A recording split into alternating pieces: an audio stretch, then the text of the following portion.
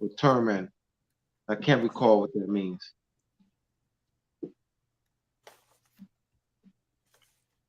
We are live. Contender. Peace, everyone. Let me see. How's everyone doing? Peace, peace, peace, everyone. Welcome, welcome, welcome. This is Mayat TV-DMV. Today is Thursday, September 14th, 2023. And we've been out for a week, but we are all back. Give thanks that we're all back, healthy, happy, and ready to learn. Abdullah, how are you? Good, good, good. You had the lecture in West Virginia last week. Oh yeah, how was it? Turnout, but we had good numbers online. Had great numbers online, but oh good. Low turnout, but it was good experience. You had great numbers online. Well, tell us some more. Tell us about what happened and what you were talking about. Well, briefly. It was at the European shrine, the Ben Kadim, but Beni Kadim Shrine Temple, which is in West Charleston, West Virginia. And so we met Europeans there. That was but they were not in the audience. So we had some technical difficulties, so they came to us to assist. Yeah, so it was a wonderful Indian restaurant there, one of the best Indian food I ever had. Yummy. Yes, so that was a good experience there. But it was good. I said the numbers were great online. Got 700 views on my Facebook page. I went Facebook Live, and then we also had the YouTube Live. I was streaming from 3 different YouTube pages. The Moroccan Post Media YouTube page, streamed from there, and almost 500 views from there. So good views online, and almost 700 views on my Facebook page. Oh, that's wonderful. So those who didn't see it, they can go on your Facebook page. Yeah, they go on the Facebook page, or they can go on the YouTube page, because you'll actually see the PowerPoint on the YouTube page, Moroccan Post Media YouTube page. You'll see the PowerPoint, but on my Facebook page, you won't see the PowerPoint. Okay. Yeah, it didn't show them because it's just coming from my Facebook page. But on the YouTube page, they had the PowerPoint inside the just like you do it. That's the same way. Okay. We're gonna wait and see if more people are gonna come in before we. Yeah, before absolutely. Yes. I know we had the brother Isa made his transition. Yes, he made his transition. We're gonna do a 5-minute meditation when we get at least 10 people in, so we can have the energy to send him off, and so he can see, because he's just in another realm, but he can see us if he chooses to.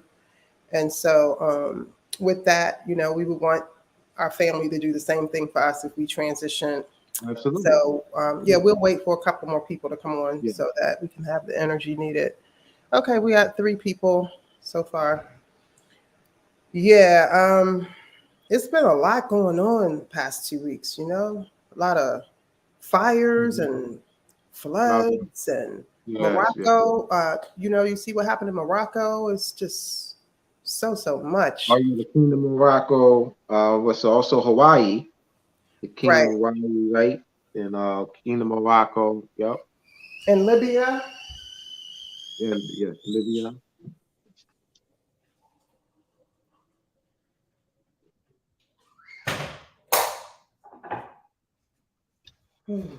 So how was your drive to West Virginia? Did you good? We actually left country there, or modern, or the weather? No, the community. Does it look like it's more country? No, it wasn't. It was no. The humidity was low. It was good weather. It was good weather that the whole time we were there. No, I mean the community. Is it? Talking about the community. Cows and horses. That's the retirement community. Oh. I didn't know that. That's a retirement community. Okay. And I'm like, West Virginia? People go to West Virginia. I was like, people go to West Virginia. I could see Florida, but West Virginia, Miami. I mean, West Virginia, there's nothing there. Really? I mean, as far as retire, like you would retire, like as if you would retire to West Virginia. Mm-hmm. What would you do? Like, I was like, wow, people. He's like in Charleston, West Virginia. That's like Oh, people. Charleston. That's where the I think the casino is in Charleston. It is. I Hmm. don't know. I Yeah. mean, told their brother Derek said people retire there. I say, wow. So, Wow. Okay. all right. Oh, we have 12 people on. More people.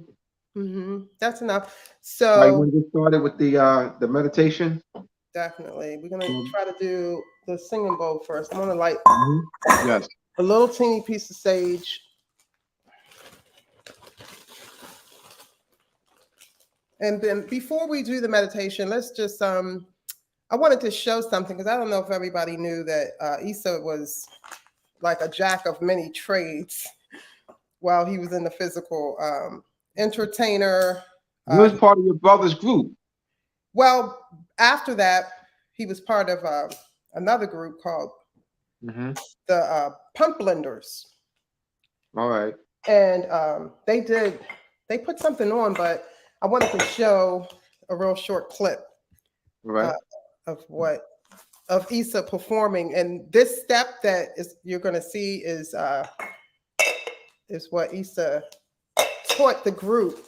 So you can just see that he's such an entertainer. And I mean, several times he also was teaching as well. On him. Let me see.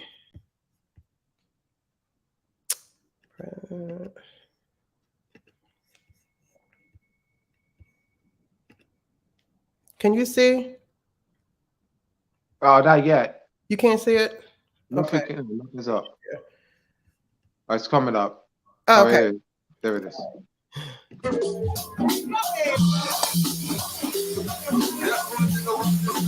He's the one in the black shirt and gray pants in the middle.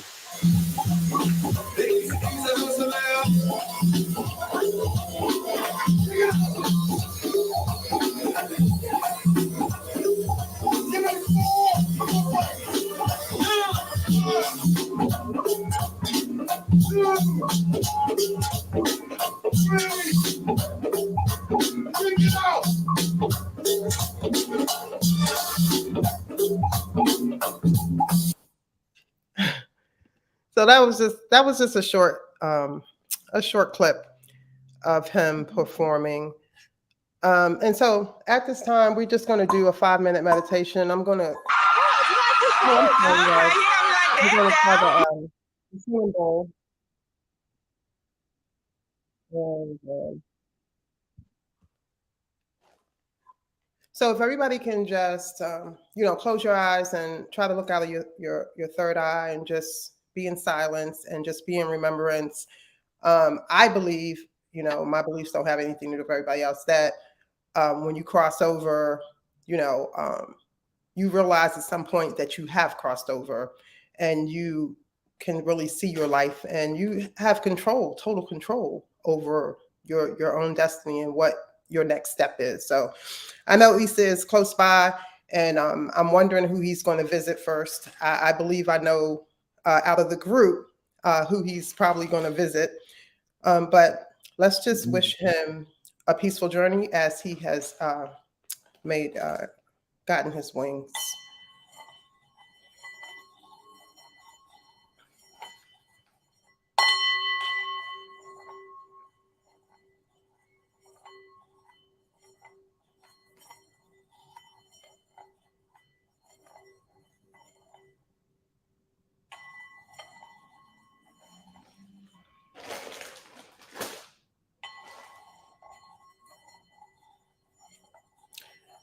We are thinking of you, Issa, and we are wishing you a peaceful journey.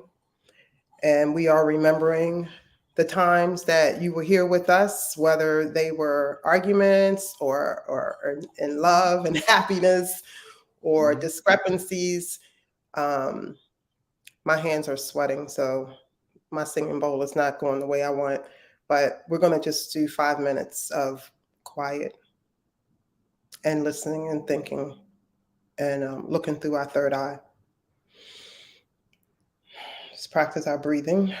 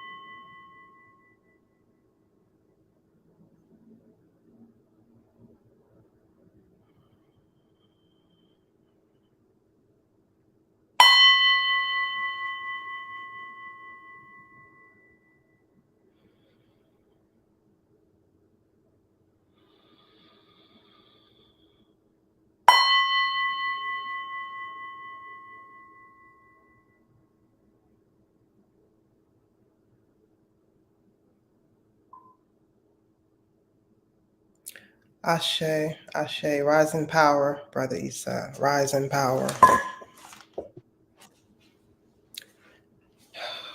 We got 15 people. That's really good.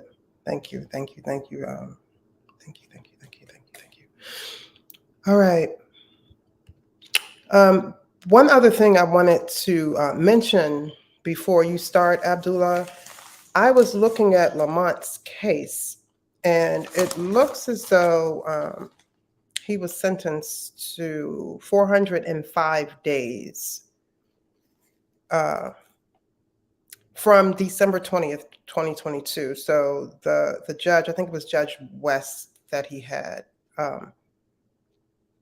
And so apparently he's still in, but if you do the math from November 13th, 2022 to present. So if you do the math from 405 days, you can kind of figure out when he's expected to come home. But I did see when I looked it up that he pled nolo contendere, contendere.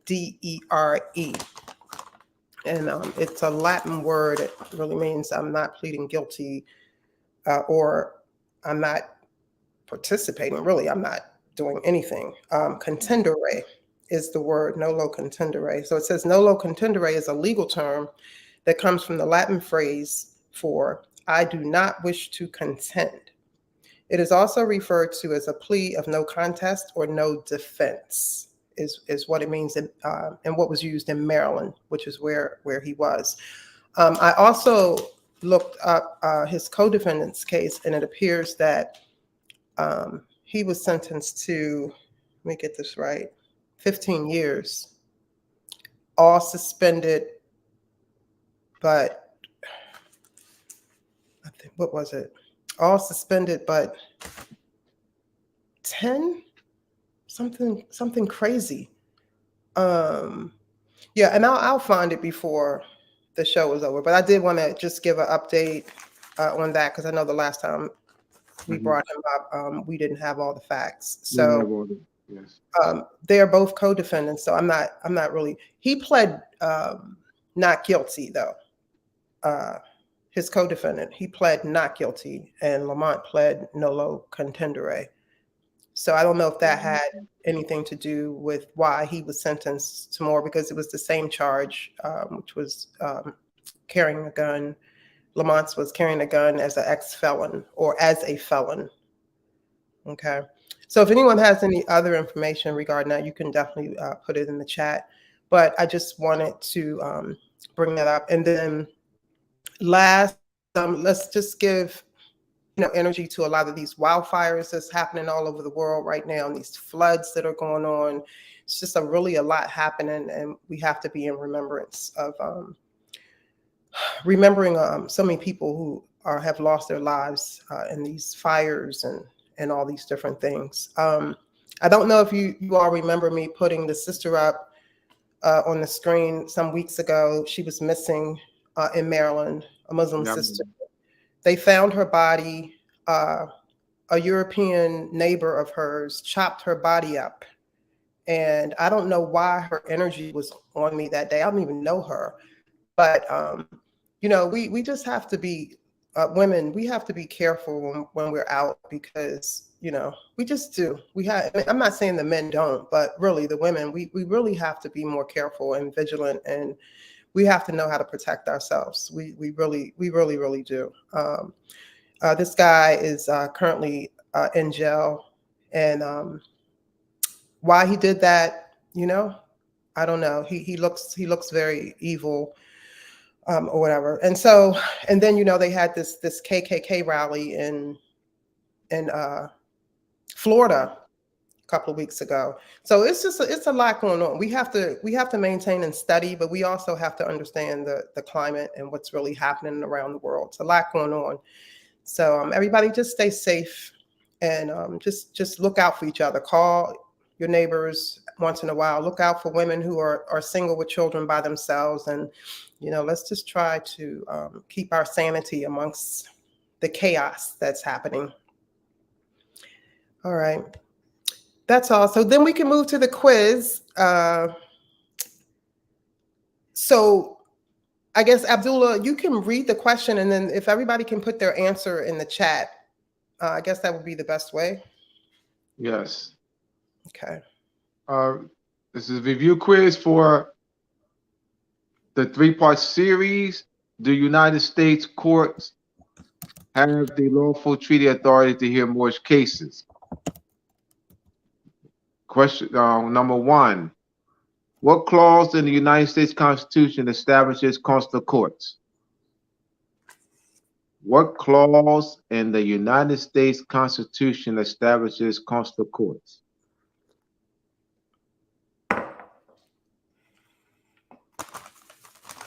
Put your answer in the chat. Type your answer in. What clause in the United States Constitution establishes consular courts?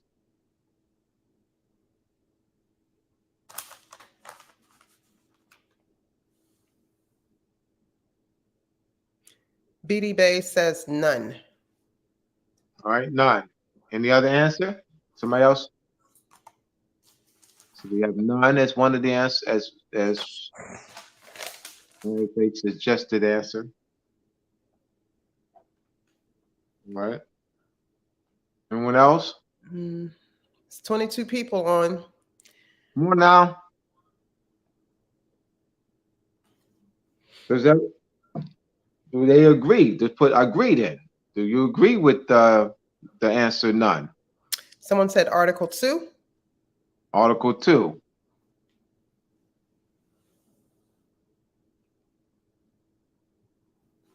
The person who put Article 2, look up consular court.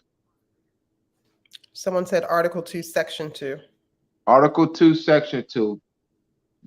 Look up consular court. Google consular court.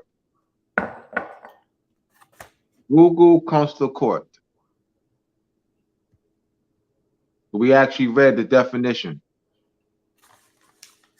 and how it's established. We actually read the definition and how it's established. And in the definition, it it explains how the consular court is established.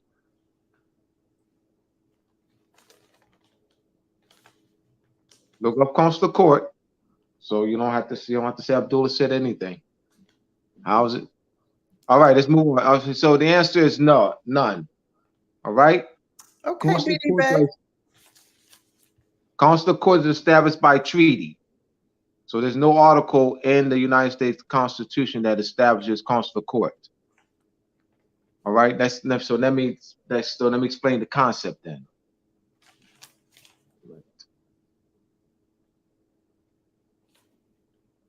When you're talking about consular court, that is extraterritoriality consular jurisdiction. So to say that Article 2, Section 2 of the United States Constitution establishes consular court would be analogous to saying that Najma can establish, Najma has a constitution that governs her house. And in Najma drafts in her constitution a clause to establish consular court in Japan or France or England. She can't do that. I mean, Najma cannot draft in her own constitution that governs her own house an article that establishes consular court in Japan or France. Like she needs France's permission. Or like Najma cannot establish a consular court in France or another jurisdiction.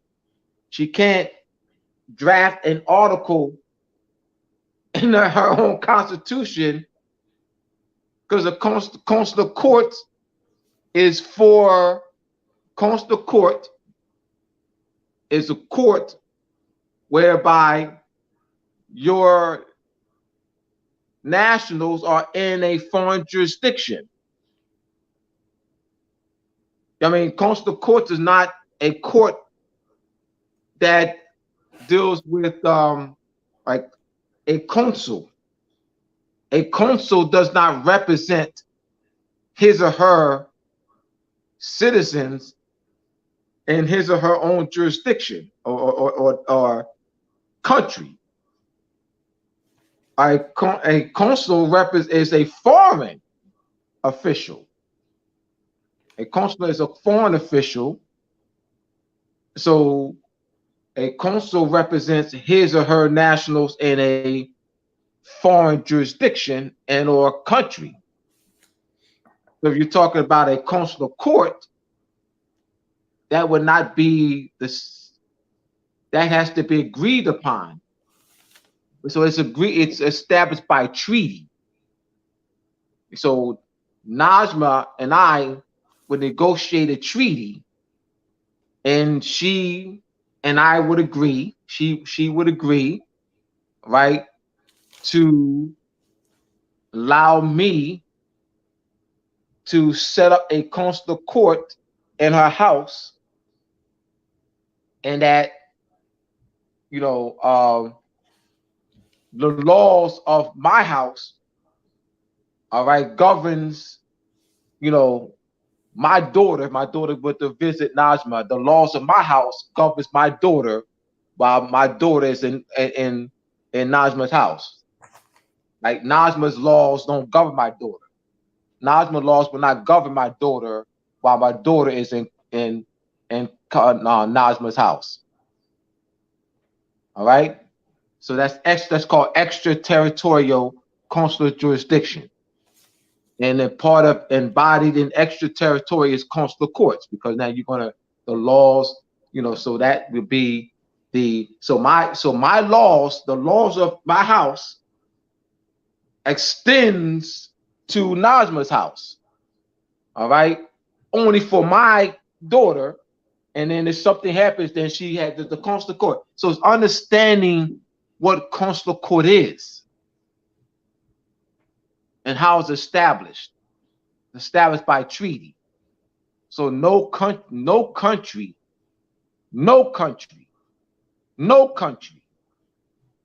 has a clause that establishes consular court in their constitution.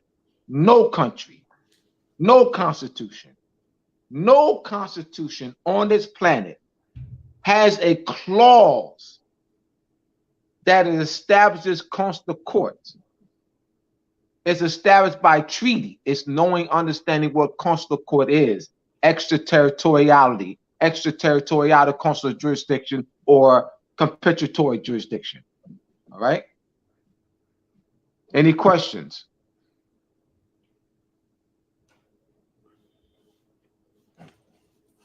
On the supporttheconstitution.com. Supporttheconstitution.com. That's Lamont and them. They have on there Moorish consular court is an Article 3 court.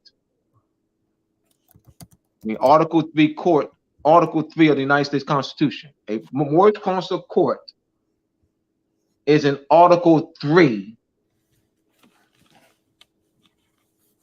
That's a big misunderstanding. Consular courts are established by treaty. Treaty of Peace and Friendship was established before the United States Constitution. The Treaty of Peace and Friendship was drafted, signed, and by Muhammad ibn Abdullah in June 1786. It was ratified in August or July of 1787 by United States Constitution, United States Congress Assembly. So before the signing of the United States Constitution, the United States and Congress Assembly ratified the Treaty of Peace and Friendship. So there was no Article 3. There was no Article 3 because it was still being drafted. It was still being drafted and had not been signed nor ratified when the Treaty of Peace and Friendship had been ratified by the United States and Congress Assembly. It was ratified in July 1787. I'm going to say this, Sister Najma. Education is needed, much needed. We cannot move forward as a people. We cannot advance. We cannot do anything as far as advancement politically, economically, without education. I agree. Our condition, we're in this condition as a people because of lack of education. Meaning, it's because of conquest, yes, but it's being maintained. The maintenance, let me give the proper. The maintenance of European conquest and colonization and subjugation is because of our ignorance. They're maintaining because of our ignorance. Massive ignorance. We're not going to get out of this without education. 25 years. 25 years. Most of my adult life, I was trapped in misconception. I could have had, if I had this knowledge 15 years ago, my God, because I deal with a lot of people. I've always dealt with a lot of people, even going back to college. I mean, this is not new for me. As far as dealing with people, that's not new. You know, president of my fraternity. I mean, secretary of my fraternity. Co-founder of the national NAACP in my college. president of my sociology club, connecting with different people. So I've always connected with people. So, but being able to connect with people and give them proper concepts, which I'm now doing, to advance makes a world of a difference. And so education is paramount, proper concepts. So we'll move to the next one. Page, I don't want to, Shim should be joining us. I'll call him. If he doesn't join us within 10 minutes, I'll call him. Because I did talk to him earlier. Okay. No. Why can some treaty cases be heard?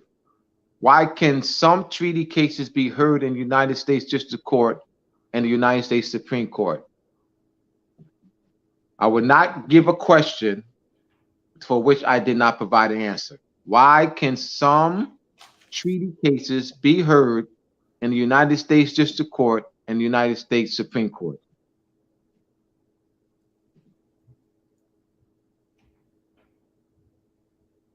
Well, question 1 indicates why why some cases cannot be heard. So Article 1 addresses is Article 1. I mean, question 1. Question 1. We know that there are some treaty cases that cannot be heard in the United States courts. Why? Because of extraterritoriality clauses. Remember that the Japanese thesis 1893, and it is about that we read as part of this part 3 and part of the 3-part series of the United States courts have lawful treaty authority to hear Moorish cases, and then there is treaty between United States and Persia, United States treaty between United States and Siam, and the extraterritoriality clauses. It says only the Siam consul, or United States consul. So why can some cases not be heard? Because of the extraterritoriality clause. But why can some cases be heard? Just think the opposite. Just think the converse.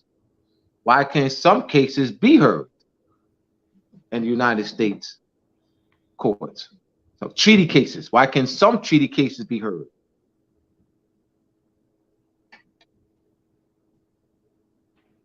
Let's go to this. Go to the contract.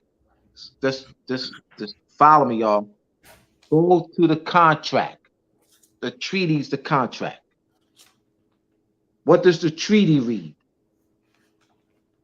Is there extraterritoriality or compensatory clause?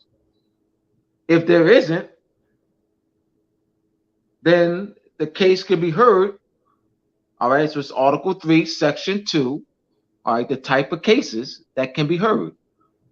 Article 3, Section 2, United States Constitution.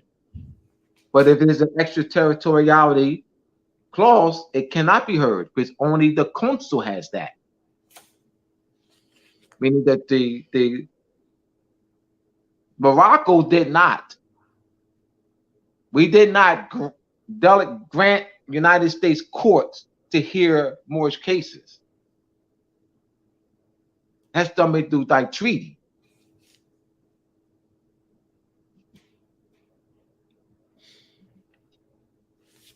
So yes is number 2. Yes is number 2. So Hauenstein versus Lynham. Hauenstein versus Lynham. Ware versus Hilton. Society versus New Haven. Hauenstein had purchased 3 properties in Virginia. He transitioned his relative, brought forth the case. Virginia sold the 3 properties and kept the proceeds. Virginia sold the 3 properties and kept the proceeds. So his relatives sued to recover the proceeds. What was first had to be first determined? Howenstein's status. They had to know what law applied. What law are we going to apply based on his what? Status. And how this they had been determined that Howenstein had never renounced his allegiance to Switzerland. So therefore, Howenstein protection falls under that 1850 1850 treaty between the Swiss Confederation and the United States.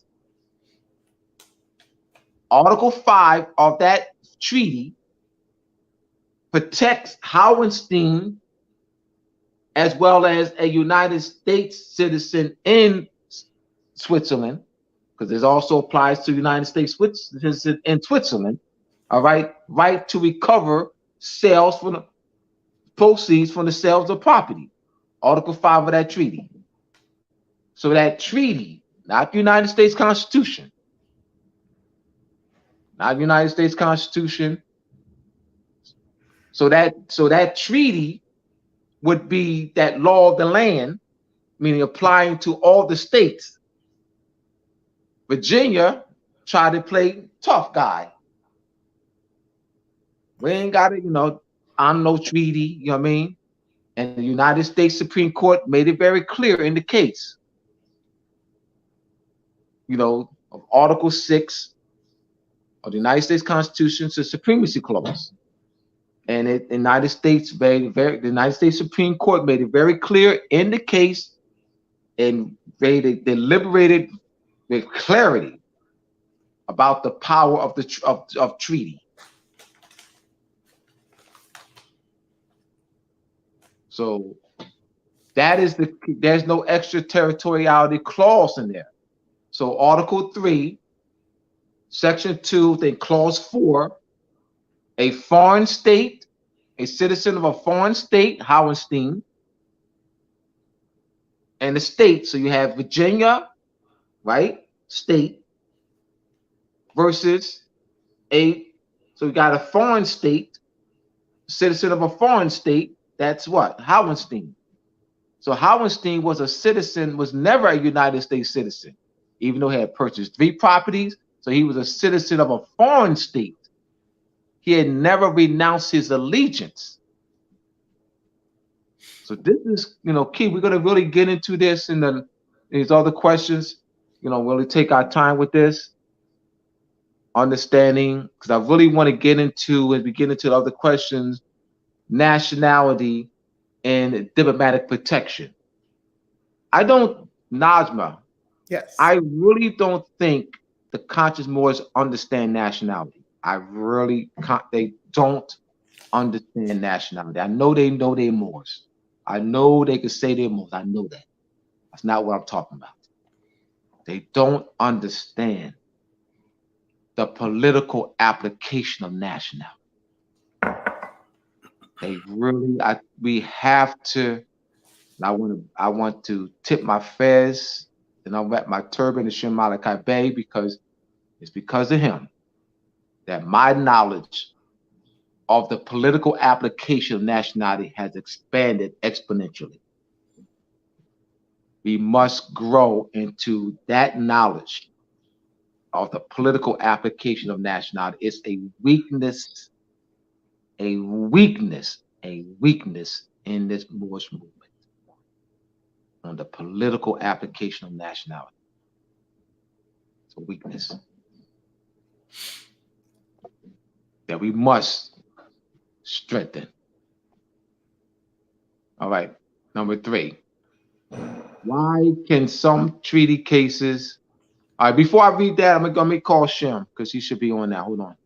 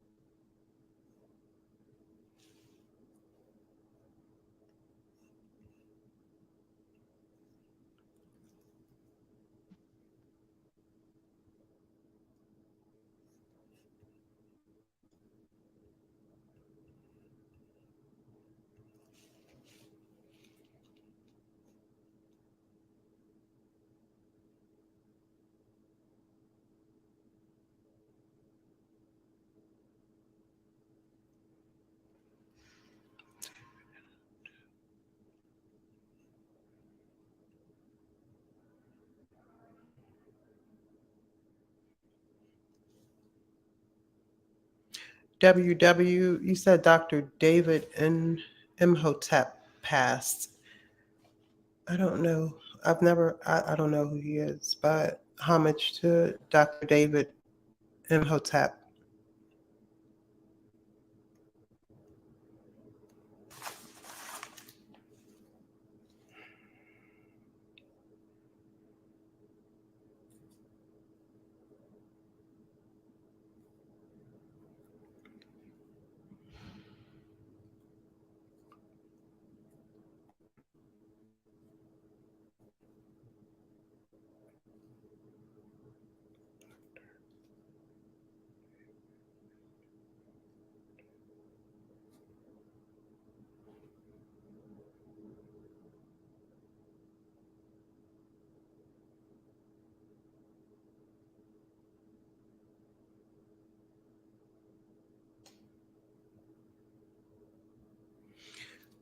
Okay. Dr. David Imhotep is the first person to hold a PhD with a specialization in ancient African history.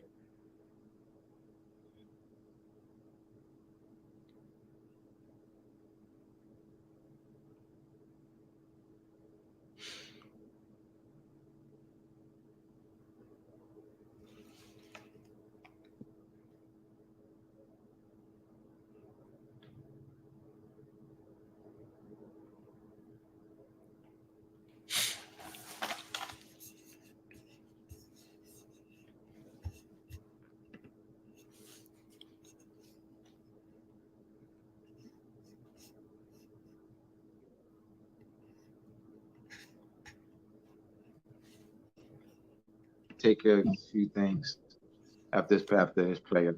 All right, we'll continue. It's because I like when he also, because Jim adds tremendous value too. Right, so continue here. Why can some treaty cases not be heard? Why can some treaty cases not be heard in the United States District Court and the United States Supreme Court? Why can some cases not be heard in the United States District Court and the United States Supreme Court? Anyone? Why can some cases not be heard?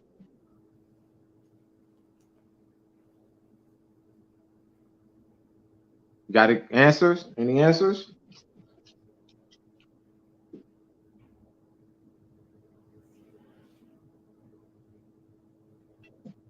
Let's see if they're paying attention. Any answers?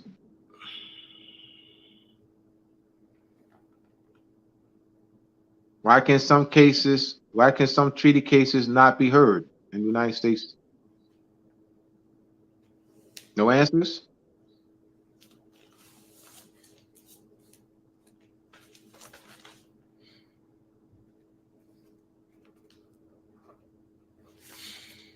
Number two, why can some cases be heard? Why can some cases be heard? Number three, why can some treaty cases be heard? Someone said no jurisdiction. All right, based on what? They have no jurisdiction based on what? It's not, we got to get no jurisdiction based on what? Someone said no extraterritorial clause in the treaty. No, that means no, that it has an extraterritorial clause. If there's none, then they have jurisdiction to hear the case. If there's no extraterritorial clause, then they have jurisdiction to hear the case. What doesn't give them the jurisdiction is the extraterritoriality clause. I think let's clear this up. What the extraterritoriality clause doesn't give them jurisdiction, because it gives the jurisdiction to what? The treaty gives the jurisdiction to who? And the extraterritoriality clause. Who has the jurisdiction to hear the case? In extraterritoriality. Consular. Nah, I said it. Consular jurisdiction. Consul. A consul. The consul has the jurisdiction to hear the case. In extraterritoriality.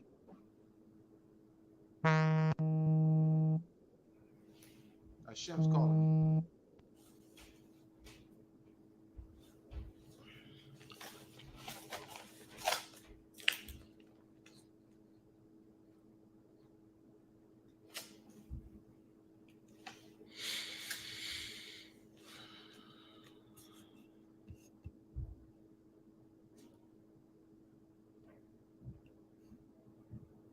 I'm reading in the chat. Someone said, Jabir, according to treaty and international law, the U.S. cannot deny Moors anything. Someone said, the local land governing permits for foreigners' cases to be heard. I guess that's the answer to one of the questions. Someone said, Jabir, I would not use the word subject. I would use the word adhere. And the answer is ancient law.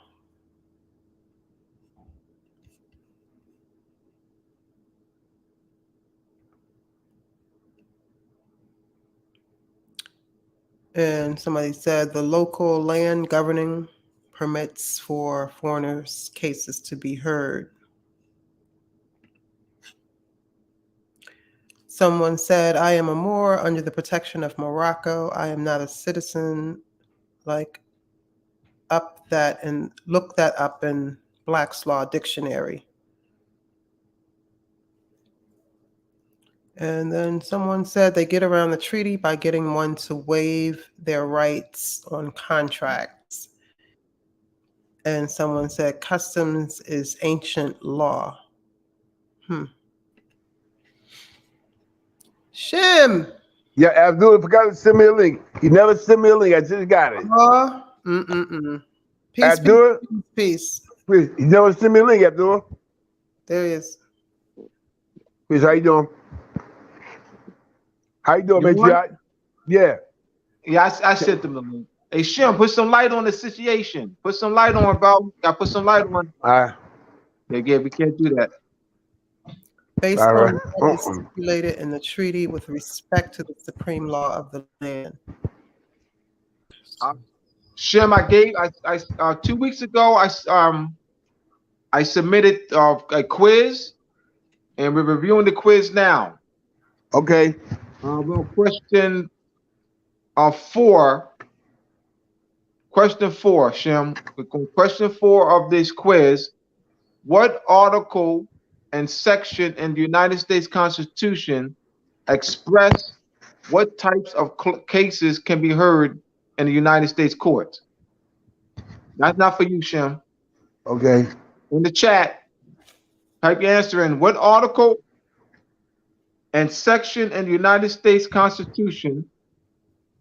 Now, you had said something, Naz, before I go back. You had read something while I was. Yeah, I was reading the comments in the chat.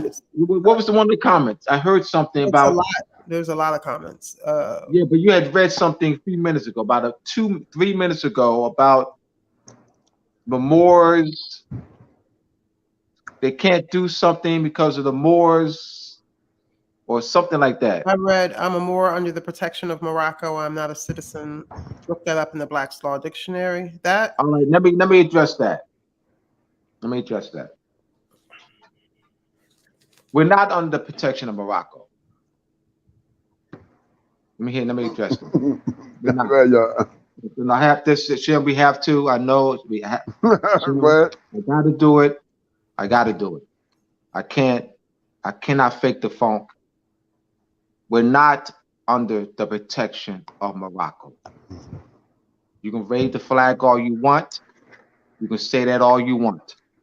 We're under subjugation. We have to be real. Our mother is in the hospital. We're not under the protection of Morocco. The native people of Hawaii, This, Shem, we got to clear this up, brother. We got to. The native people of Hawaii are not under the protection of Hawaiian sovereignty. The United States subjugated Hawaii in 1893. They put the Queen of Hawaii, of the Kingdom of Hawaii, under house arrest in her own palace. The United States later annexed Hawaii. The native people of Hawaii are not under protection of the Hawaiian sovereignty. They're not under, they're subjugated. That's called in international law, subjugation of a nation, in this case, a kingdom. We're not under protection of Morocco. We're subjugated. Shem, please help me, brother. Please. We got to get this right so that as long as we stay there, then we're not going to seek to restore it, because we think the problem is the misconceptions. You got conscious Moors who are making a claim that they got a national Moorish government.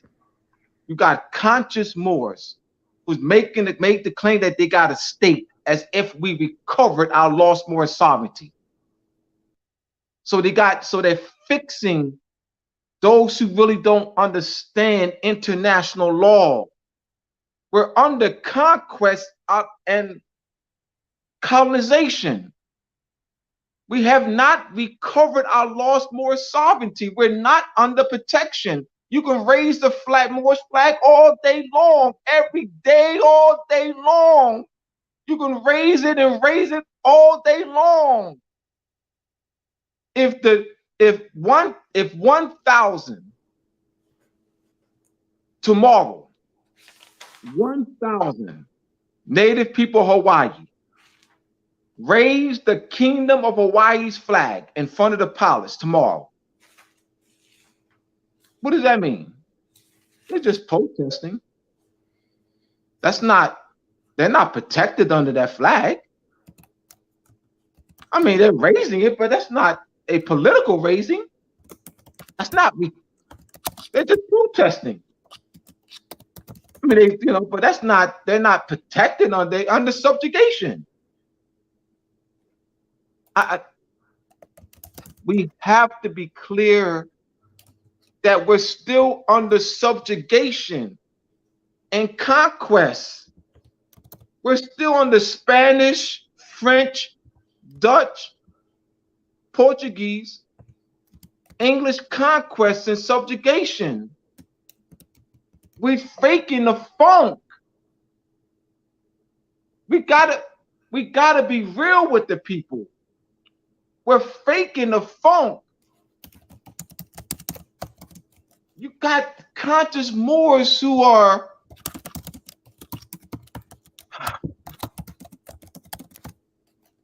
what does it mean to be protected?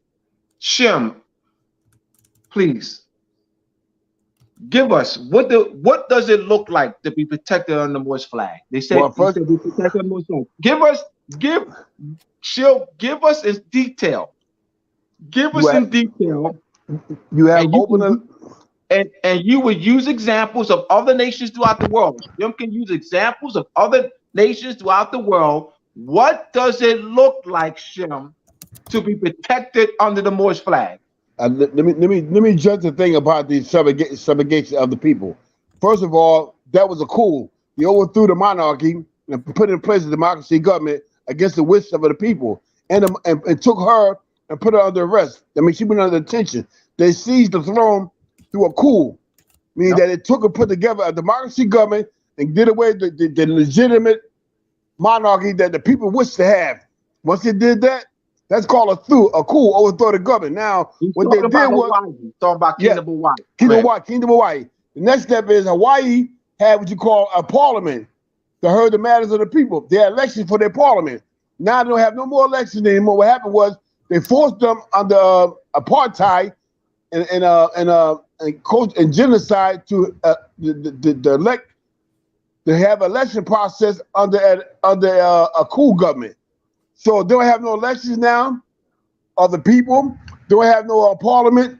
They don't have a national constitution to enforce their rights. Nothing's set up. There's nothing. There's no military. There's no police. There's no marshals. There's nothing. All they got is apartheid government running everything in their country. So Hawaii had to resort back to sovereignty. What you mean, Shim? Hawaii have to get together people, decide to have an election, to have what you call a revolutionary war on paper through language. File on language their claims, their status, come together among themselves, form a constitution, and then they take and join the family of nations. And then once they get there, they have the ambassador file a resolution to remove the Hawaii before the Hague, a particular application to be heard before the Hague, had to become a member state to remove the United States apartheid coup government that took over the Hawaii national government. That's how it had to be done. Now, why I say that, Shim? And Venezuela had the same problem. Venezuela had a problem where the United States brought somebody over there and tried to overthrow the legitimate president that was elected. They resist them, so they file an application because Venezuela is a member state of the United Nations because they're family of nations. They filed a resolution condemning that. The next thing they did, they filed an application, passed a resolution that went to The Hague. The Hague went back and read the Constitution of Venezuela and said that in the Constitution, it does not for no other government to come in and change, elect any public officials unless it's done by the people. That's how it's done. So look at every country in the world.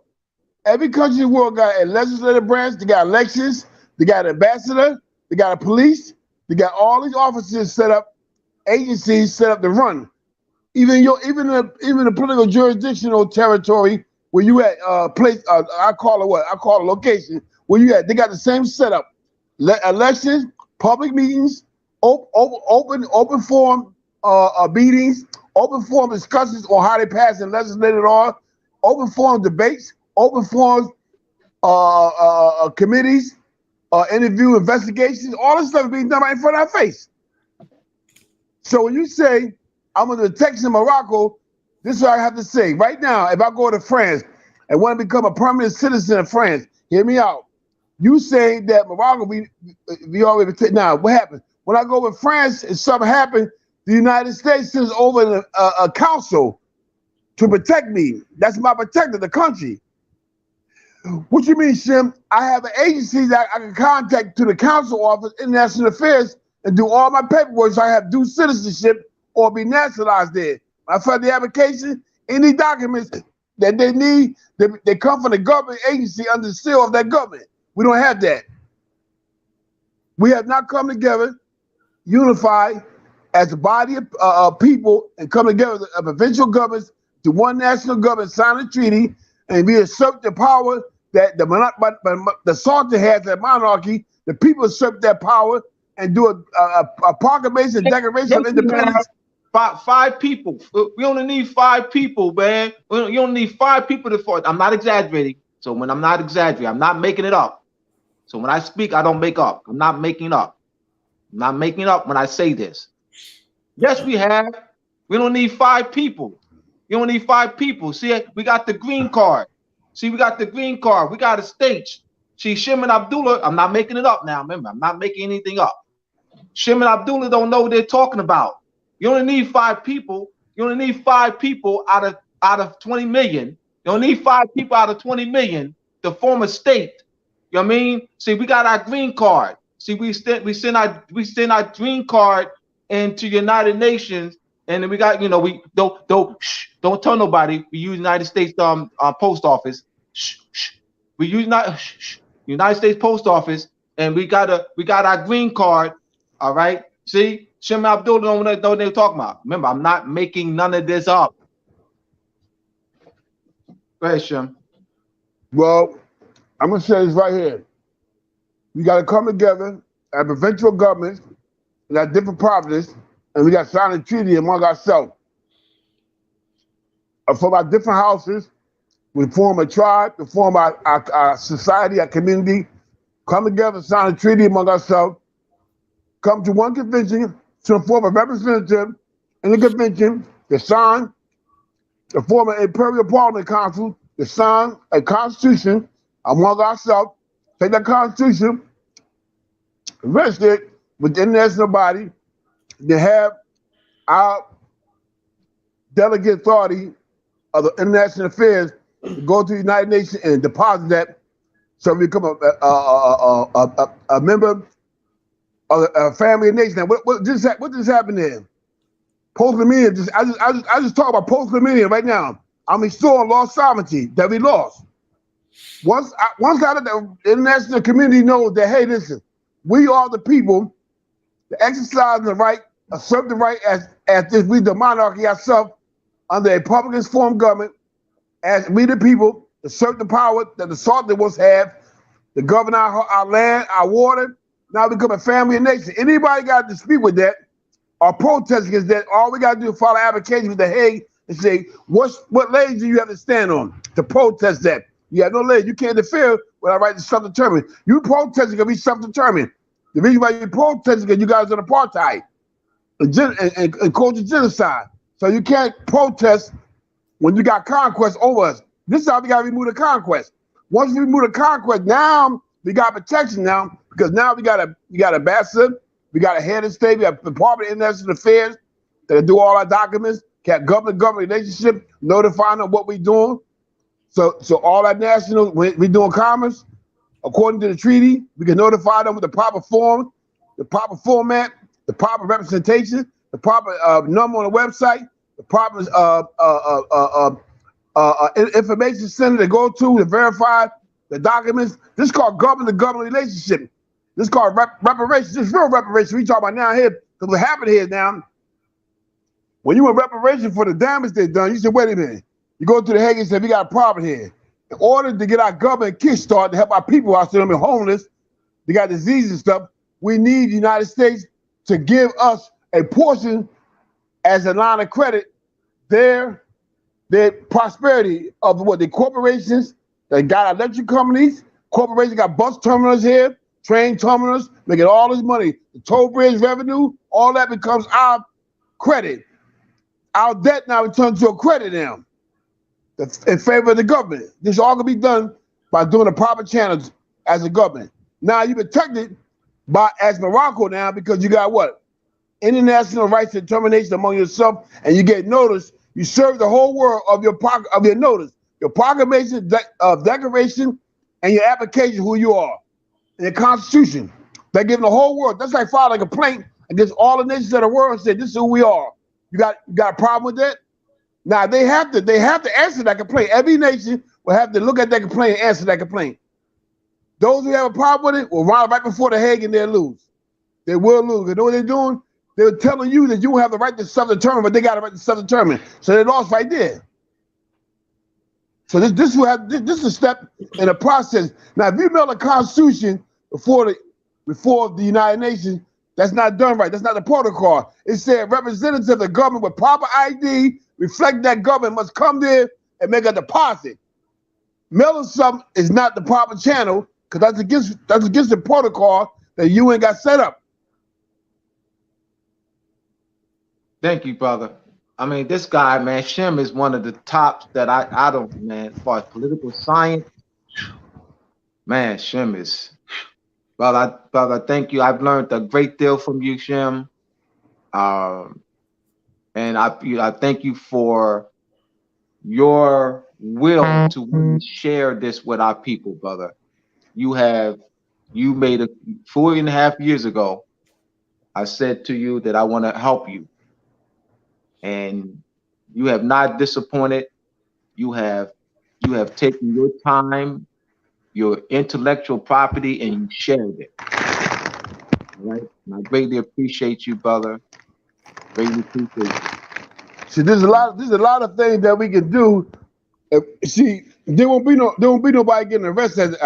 That's unheard of. A consul being arrested by a government, a de facto government corporation, arresting a consul. You know why that happens? Because we're not set up right. Because they know when they research, they know you're not protected by Morocco. They know that. That's why they come after you and lock you up. Because they know when they lock you up, it's all about bonds. You got nobody come and get you. They know that.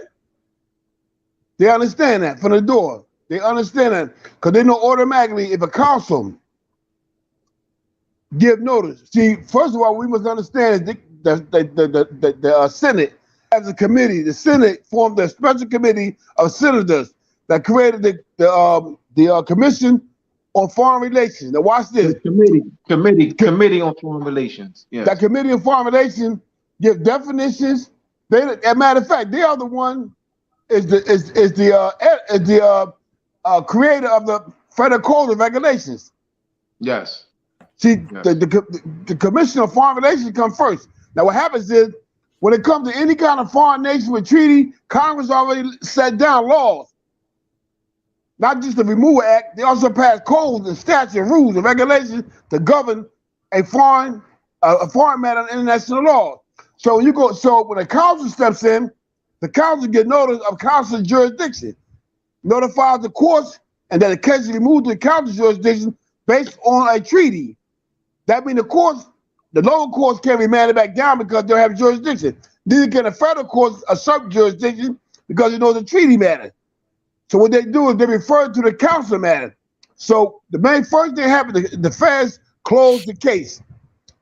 When the case get removed from the feds to that council court, the feds close the case. Why? Because it's no longer open in the federal system. It's open in your jurisdiction now. You have the right now to litigate that case now. So that's why Michael Bay and Brother Zachariah was able to get their case terminated by the federal courts because they took and filed a petition and notice in their court, and they gave it a case number, then the notice was moved to the federal court and removed it from the federal court to their court. So the court had no jurisdiction to say, you know what, we closed the case. That means now the state can no longer remand that case because it's closed. It's out of the jurisdiction now. So see, everything comes through protocol, procedure, processes. And the problem is we be getting the wrong concepts.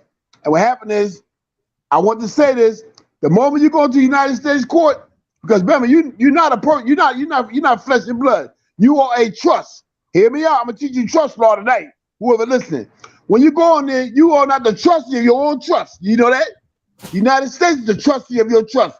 Therefore, the states got jurisdiction over you because the states is your personal representative and guardian because you are considered a deceased, a lunatic, a special needy person. I mean, in other words, you're like a mentally retarded person. You're supposed to be doing nothing. That's why you got advocate, a personal representative, appointed attorney. He's the officer of the state. He's appointed as a personal representative over your state. What you mean? Your body was attached to it in your trust. Your constructed trust. So you go in the courtroom and say, ask the courts to file a petition, ask the courts to do something for you. The first thing the court looking at you saying, they ain't gonna tell you on the rules of secrecy, he must not know what's going on. He's not a trustee over this trust. Who's the protector over this trust? We are, United States. That's why the Social Security Administration the United States got 7 trustees appointed by the United States Congress and by the president over your Social Security account. So you haven't terminated these trustees. So how you gonna go and represent the trust and you're not even a trustee? That's why they put you in jail. Because you know you ain't got no protector to come and get you. You don't have a counsel that can usurp counsel's jurisdiction and remove the case. They know this. That's why they lock you up, put you in jail.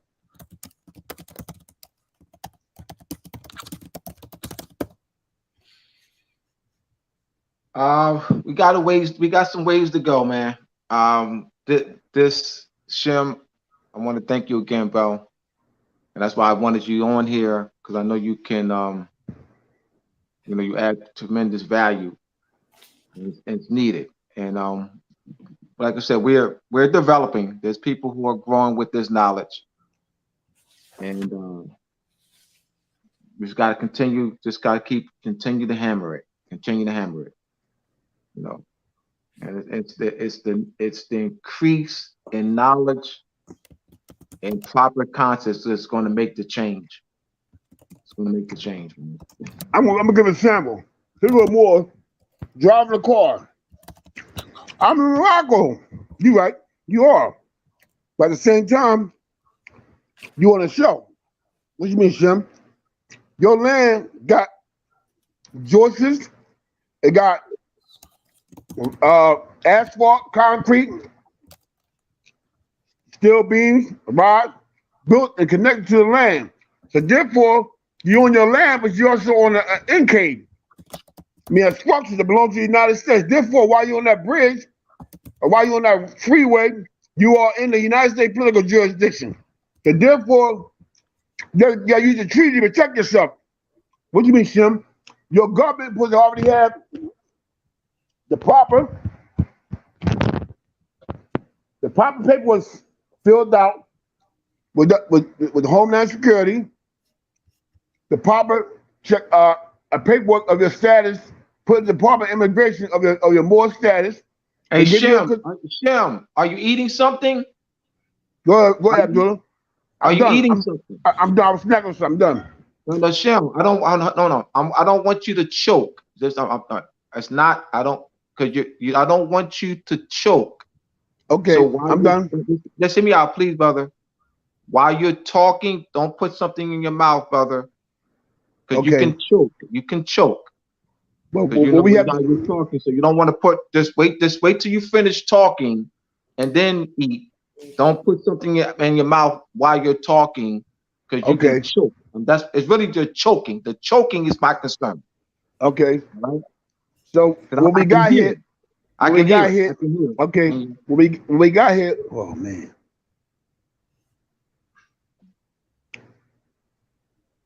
What we got here is that we have been government been domiciled for so long and not activate. So now what we doing is now we bring the creature back to life. Our mother went into a coma. Now our mother got to be nourished, brought out of that unconscious state that she into post-millennium.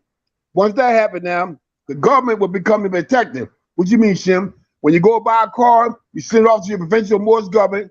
They give you the paperwork, issue your tax, and send the paperwork over to the Homeland Security for the United States, that's the Department of National Affairs, that you will be exercising your Moorish right on their infrastructure. Their structure, which is with the political structure, is that the roadways, the bridges. You go inside of Dunkin' Donuts, that's United States political jurisdiction. Because it goes out courthouse, anywhere you go. On that street, when you ride down the street, you got concrete, beams, asphalt, or attached to Moorish land. That's the erection, like a bridge. You cross that land to travel. Therefore, you need to be protected by treaty. So you have to have a proper. Shem, let me provide more clarity with that, Shem. Yes. All right. Let me provide more clarity. All right. With Shem is talking conquest, but I'm gonna provide more clarity with this. United States came about to exercise territorial jurisdiction by treaty. All right. You have the 1783. I'm gonna provide clarity with what Shem is talking about. We're gonna talk conquest. We're talking conquest and colonization. The England took over from the Dutch, and New Jersey, parts of, and New York. England took over from the Dutch. They didn't sign a treaty with the Dutch. All right, and they simply took over, and then that with so now what England did. All right, I'll have to go more detail so that you can understand what Shem is talking about. Because I understand what Shem is talking about, but I'm going to provide great details with this. England set up colonies on our land along the Atlantic seacoast. The 13 English colonies. In the charters, you have royal charters, proprietary charters, and company charters. In the charters, you have the surveys. All right, New Jersey is where the survey or the boundaries are in the charters. So that is what. So through that survey, they are as a territorial jurisdiction. United States and also Great Britain, France, and set in the 1650s. From the 1650s to 1763, France exercised territorial sovereignty on the conquest now, on the conquest and French colonization of our land. France surveyed what they call Canada, the Northwest Territory, and the Louisiana Territory. All right, on our land. So that's a fiction or a survey, a French survey of our land. All right, and they have a survey map, Louisiana Territory. All right, French. You'll have the Northwest Territory. All right, so in 1763, the treaty between France and Great Britain. France ceded Canada and the Northwest Territory to Great Britain. In 1762, through the Treaty of Fontainebleau, France ceded the Louisiana Territory on the conquest, I'm talking about conquest and colonization, to Spain. All right? So this is what the United States is operating on. I'm being very specific now. We've got to identify what's going on. So in 1783, Article 1 of the Definitive Peace Treaty between Great Britain and the United States, His Britannic Majesty relinquished to the 13 states.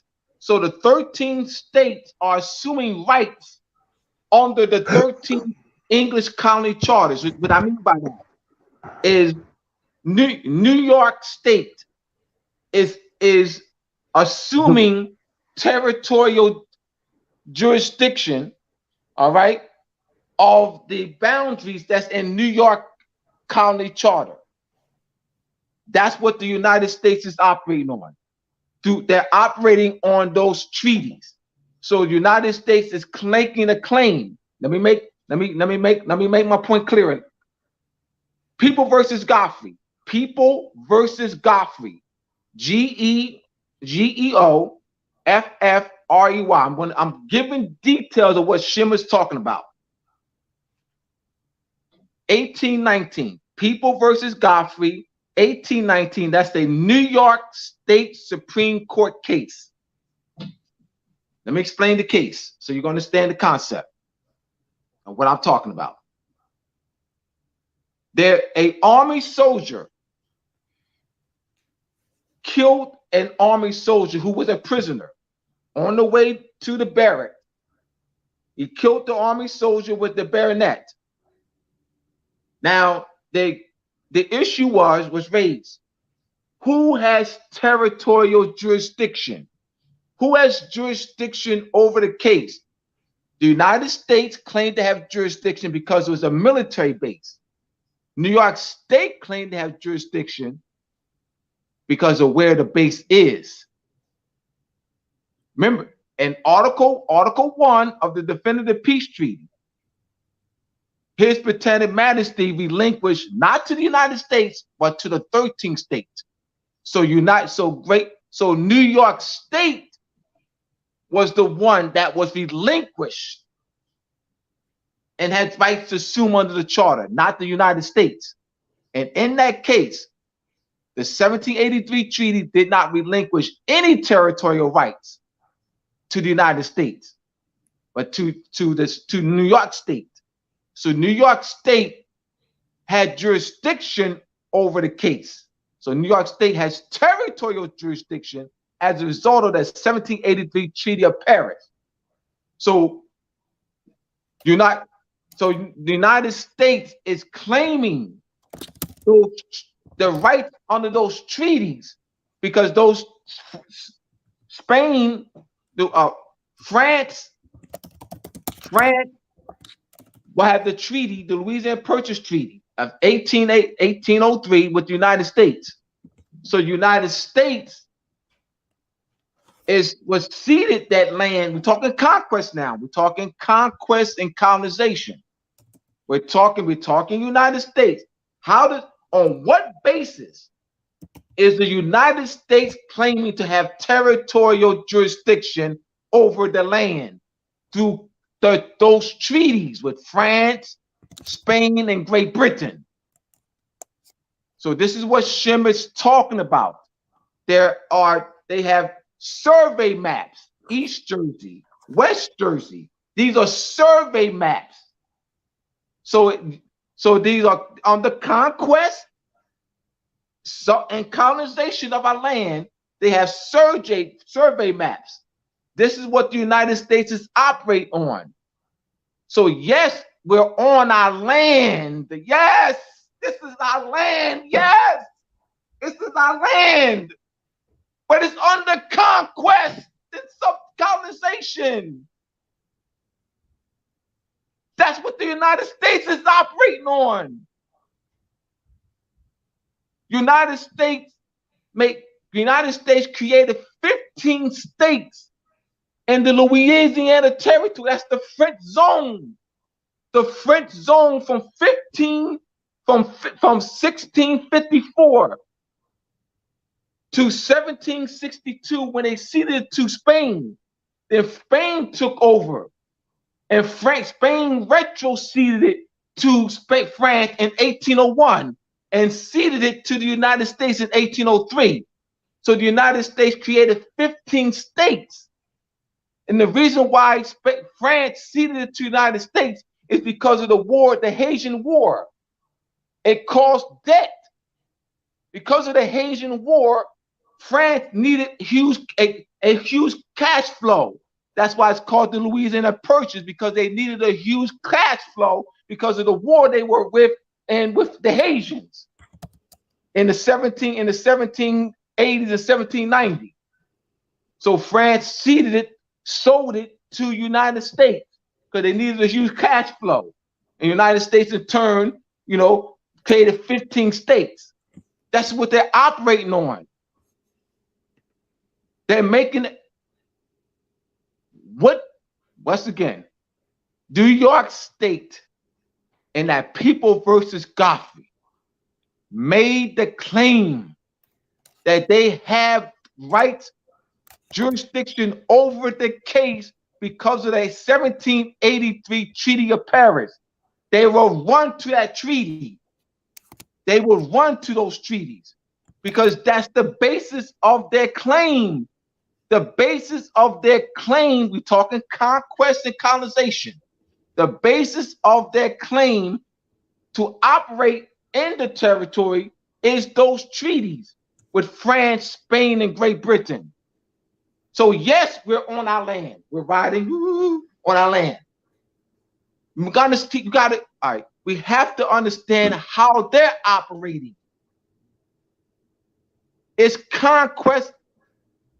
These conscious Moors really think that conquest and subjugation of land ended. They really don't know what time it is. They really think that United States is a trustee.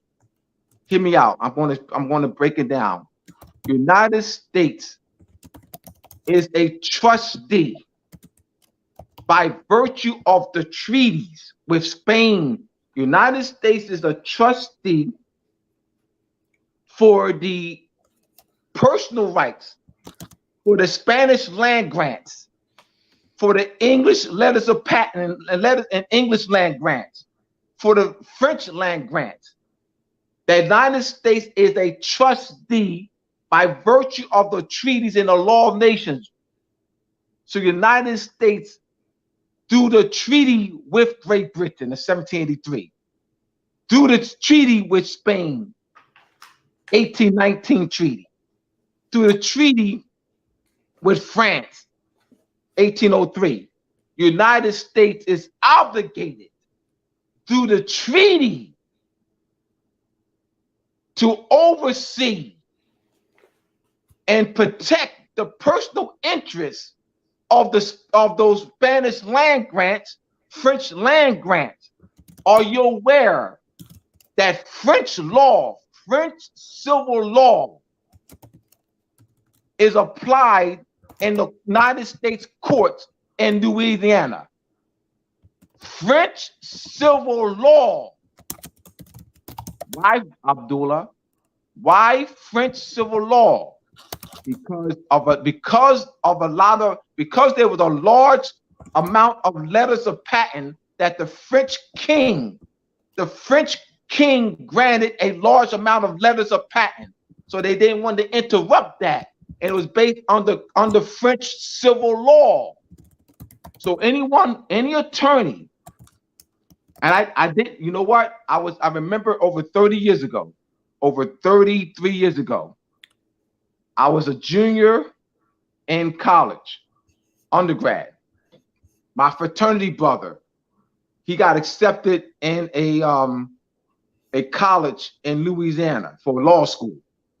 And I remember Bill Myers saying to James, he says, oh, French law. So you have to learn French civil law if you go to law school in Louisiana. He says French law was applied there. You don't learn French law. And I didn't understand it. Of course, I understand it now. That's why. We have to be real. United States is an extension.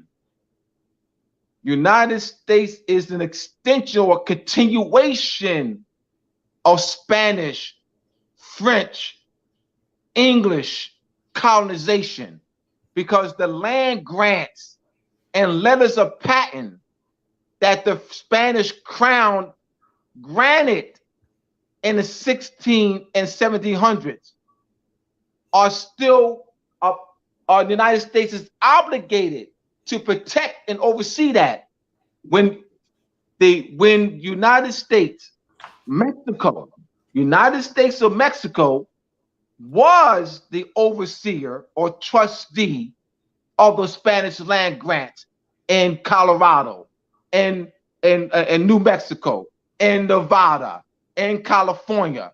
But when the United States entered a treaty with Mexico, Guadalupe Treaty, 1854, United States became the trustee.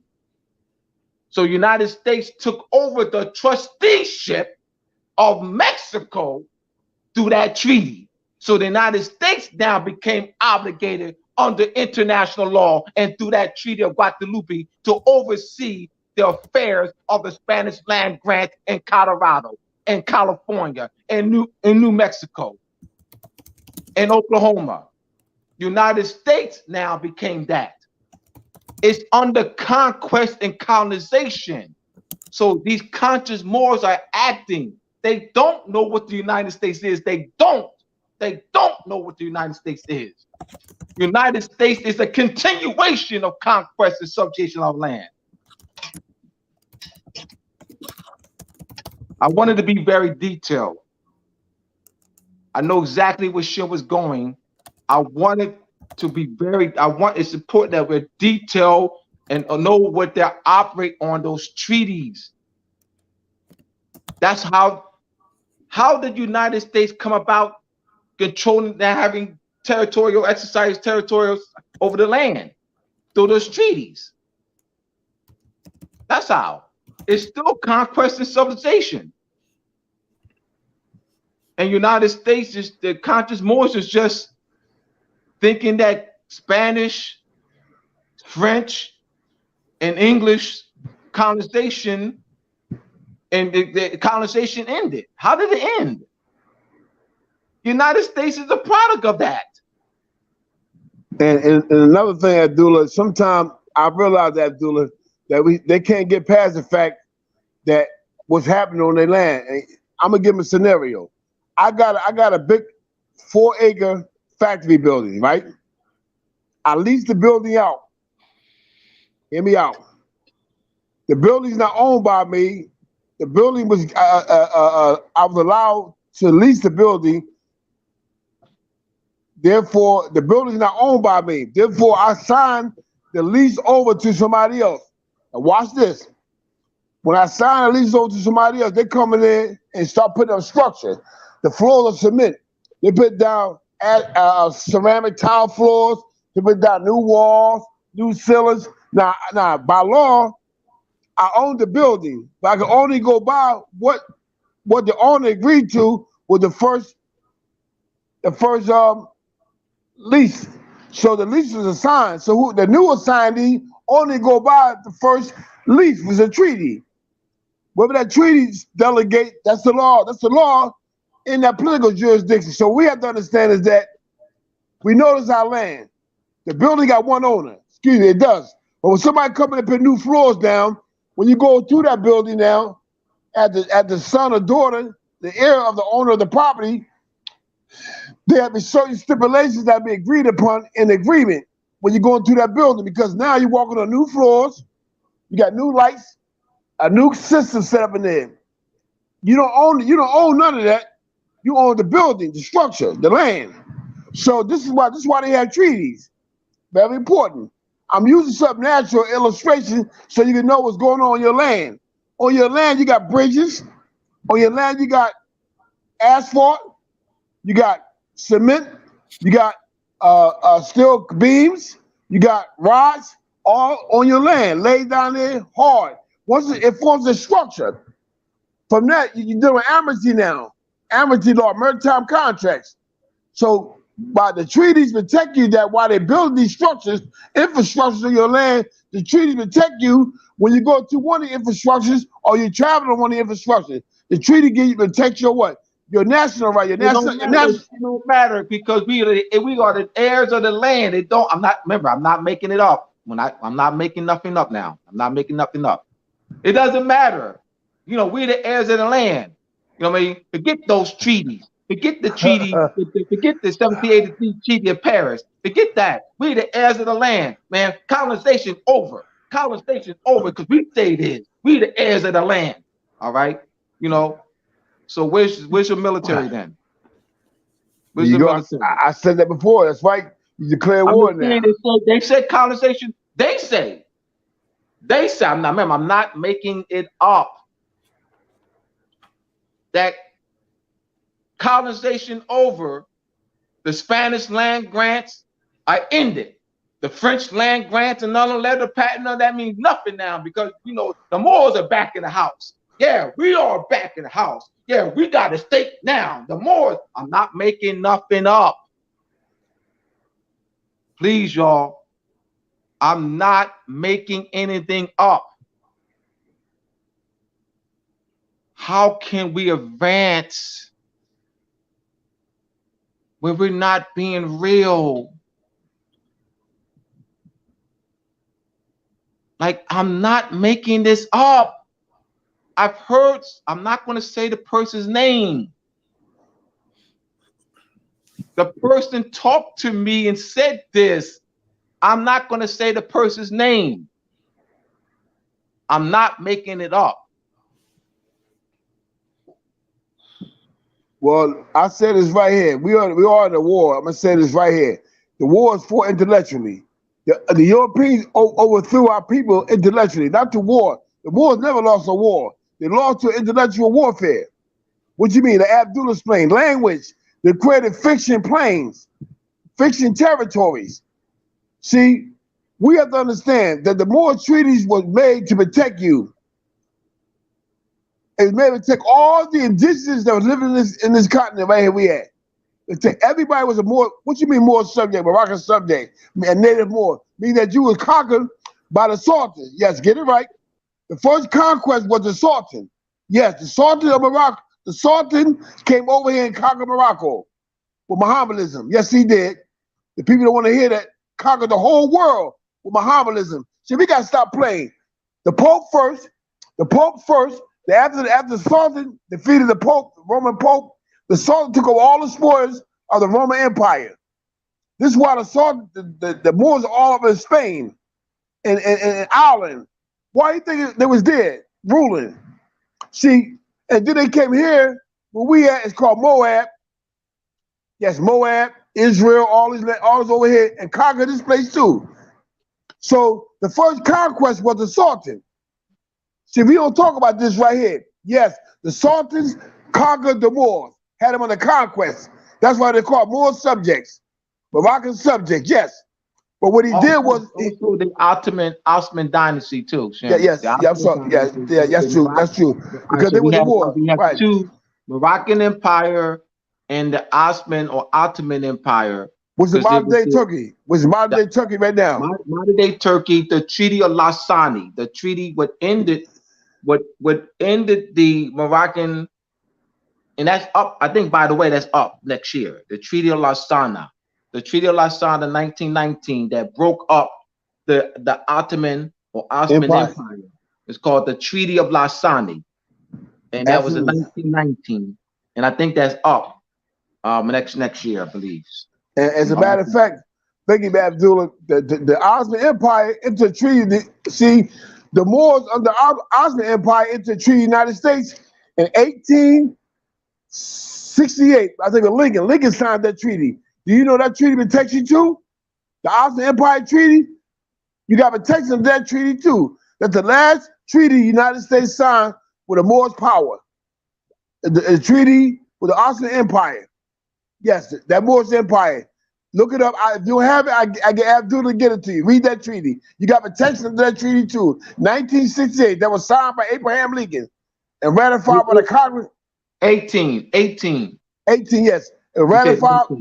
Okay, 1860. I'm not sure. I think it was 68. Not 68, because Lincoln had already been assassinated. Yeah. What year was that? 60. It was 60 something. Just before assassination. Somewhere around there.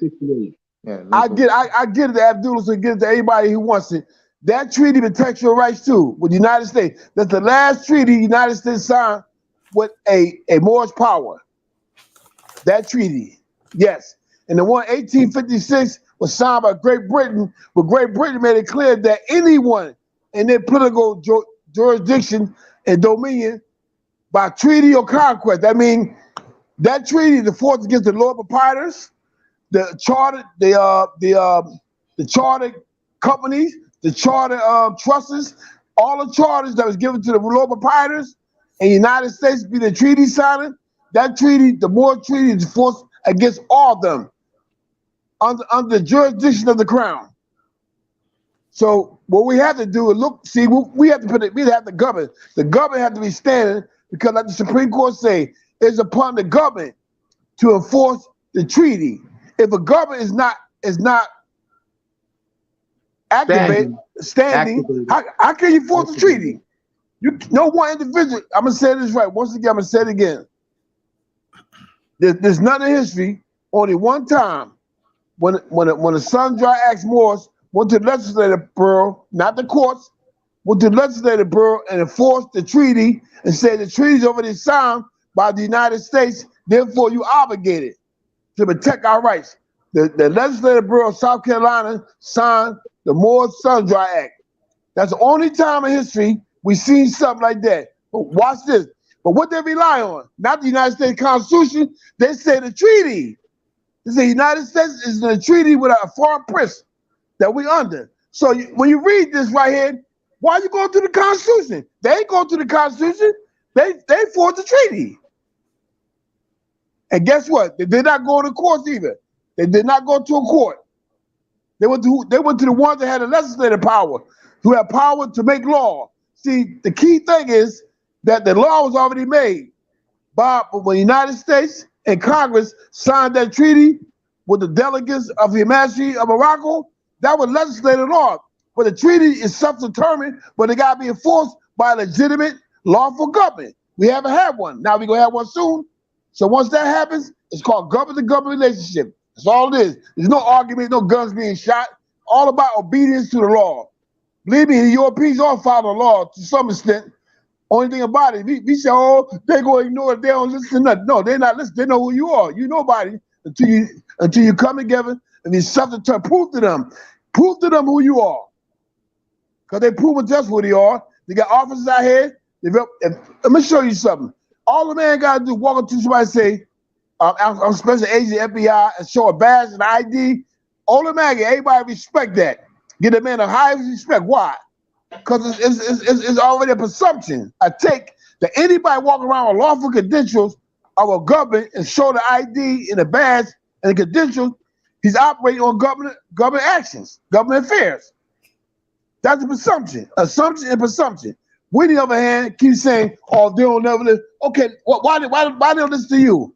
You in the courtroom trying to make the judge get jurisdiction to hear your case, and the judge telling you, he won't tell you this, I can't hear your case because I'm not the counsel. You can't come and force the treaty in my courtroom. The treaty is self-determined. Self-determined means you cannot go around what's determined in that treaty. It's res judicata. Self-executed.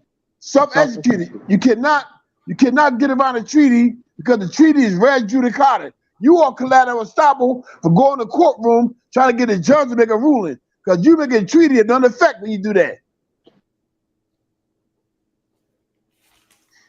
Mm-hmm. Any questions? You provide great value, man. That's why one of them on here. Wow, these comments in the chat. These questions are now anticlimactic. Well, we had to address these points though. That question though, because that statement rather, that I'm protected under Morocco. Yeah. Any questions? It sounds good though, but we got to be real though, because you can't just that's a false sense of security. It's a false sense of security. Oh yeah, that's some more question, Abdullah. If somebody tries to rob you or take you or kidnap you, whether code enforcement officer, they're going to call the state cop. You already know what they're going to do. Okay. Why? Because we already know they're going to do. They're going to somebody break in their house. That one who made the statement. Somebody made the statement. Somebody break in the house. Then somebody break in the house, rob the car. Somebody steals the car. It's car right here. It's their car right now. They're going to call what? They're going to call whatever city they in. That city police department. No, let's be real. I mean, you're not because you're not gonna. I'm not saying I'm not gonna be playing. We don't have time to play like that. That's right. Then why? No, you gonna call them because they got a sitting government, a sitting government that's up and running. That's why you call them. Why you don't call the Mukdi police and have them coming up? Because we're not protecting on Morocco. That's why. Abdul, I'm going to ask the question. I know you know, Abdul. You have the answer. I'm just asking the question. I want them to figure it out. I know you know, Abdul. Come on now. I know you know. No, I know. You got. Let me apologize to everybody. Just give me 30 seconds to apologize. I'm being sincere. So hear me out, please. Just hear me out, y'all. It's because of the 25 years of misconception. I taught misconceptions to thousands of people. No, I'm serious, y'all. I taught for 25 years. Most of my adult life. Misconceptions to thousands of people. So I apologize that I seem to be abrupt at times. It's because of that. And I've seen people get beat up over the head. 30 years of observation. I want to help move this movement along. And misconceptions has inhibited my growth and the growth of this movement. So I will apologize, but I'm just giving you why I am the way I am. Go ahead, Tim. Yes. Abdullah, I'm gonna tell you something. We are in a serious time now. I'm gonna say this to all those conscious boards. We do not have a chance. They not have no room for any kind of mistake now, because they right now what's happening in Africa is making these people nervous over here. Please hear me out. Africa, when they see Africa act this way, and we waking up here, just hear me out, claiming who we are, that's the greatest threat in the world, because this place been under siege and conquest more than anywhere in the part of the earth. Nowhere in the earth has ever been a people under conquest like the Moors here over here. Yes, we are. We the most more genocide, apartheid facing people in the whole world. Since a man and woman been on the planet, no people have ever been on subjugation and conquest like we have been. This is why it's very serious. So please respect the culture. Respect the seers. You know good and well that we are not operating as a government right now because we ain't got our subjugation. You ain't got claim of your own body. You talk about this your country. You ain't got control of your body. Your body's on a piece of paper in a maritime contract, sitting in a private vault in the World Monetary Bank and Nevada Bank. You on a piece of paper. And if you think I'm playing, I got a UCC1 tell you, the UCC1 that Abdullah said, all the people here in North America, Northwest Africa, right here, is put on a UCC1 financial statement as a debtor. All real men with hands, arms, and legs. That's what the description of the property say. Real men, women, children with arms and legs. It said all the land, territory the United States are occupying. The first United States and the bankrupt United States. So what that tell you? We don't have time to play no games.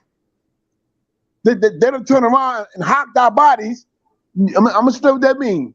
They can come and snatch these people up anytime they want and put them on a ship. A 3-story ship, like a building, travel all through the sea. People looking to you where you at. You on a ship, hostage, you can't get off. Giving 3 meals in the cot. Why? Because they consider you as being a threat. And why you like that? Because there's no national government that can make any kind of amnesty claim for you at all. No government, no council. No council can make a claim where you at, how to free you, anything. There's no standing government to help you. That's why it's very crucial. Y'all think that you're helping, you're not helping us out. I'm gonna tell you the truth. I told Abdul, our people problem is we always want to rule each other, take control. So first of all, you can't rule nothing because you can't rule your woman. You can't protect your own woman, matriarch. You can't protect your matriarch. So until you protect your woman, you can't do nothing. We became a bunch of cowards, not us. Because I understand it now. Now I appreciate a woman, the matriarch. You can't protect your matriarch. Shut up. You can't stay married to one woman, raise your children. What you talking about? All the more. Speak that truth. Oh, man. Yes. Ashe, for real. All y'all men want to do, excuse me, y'all masculine, what y'all want to do is y'all want to rule your own people. You want to rule your own people, order them around, tell them what to do. When they'll fall in with you, you want them voting, you want them having elections, you want to be assaulting, you want to be an emperor, have a gang of body. Yeah, because y'all did this back in the 60s. Every Moor's come in power. First thing you want to do is beat his brother up, cut his brother head off, smack the woman, knock the woman around, terrorize them. And at the end, you wind up in jail. You wind up in jail, and the people become a federal informant. Y'all so-called sellouts. All y'all did with the bad conception keep going on. Y'all want to help y'all people. Y'all just excuse me. Y'all string on the guitar. You just strike the string and you play a note. You playing a sound. That's all you is. You just string on the guitar. He's I love my people. Today. I'm keeping real, brother.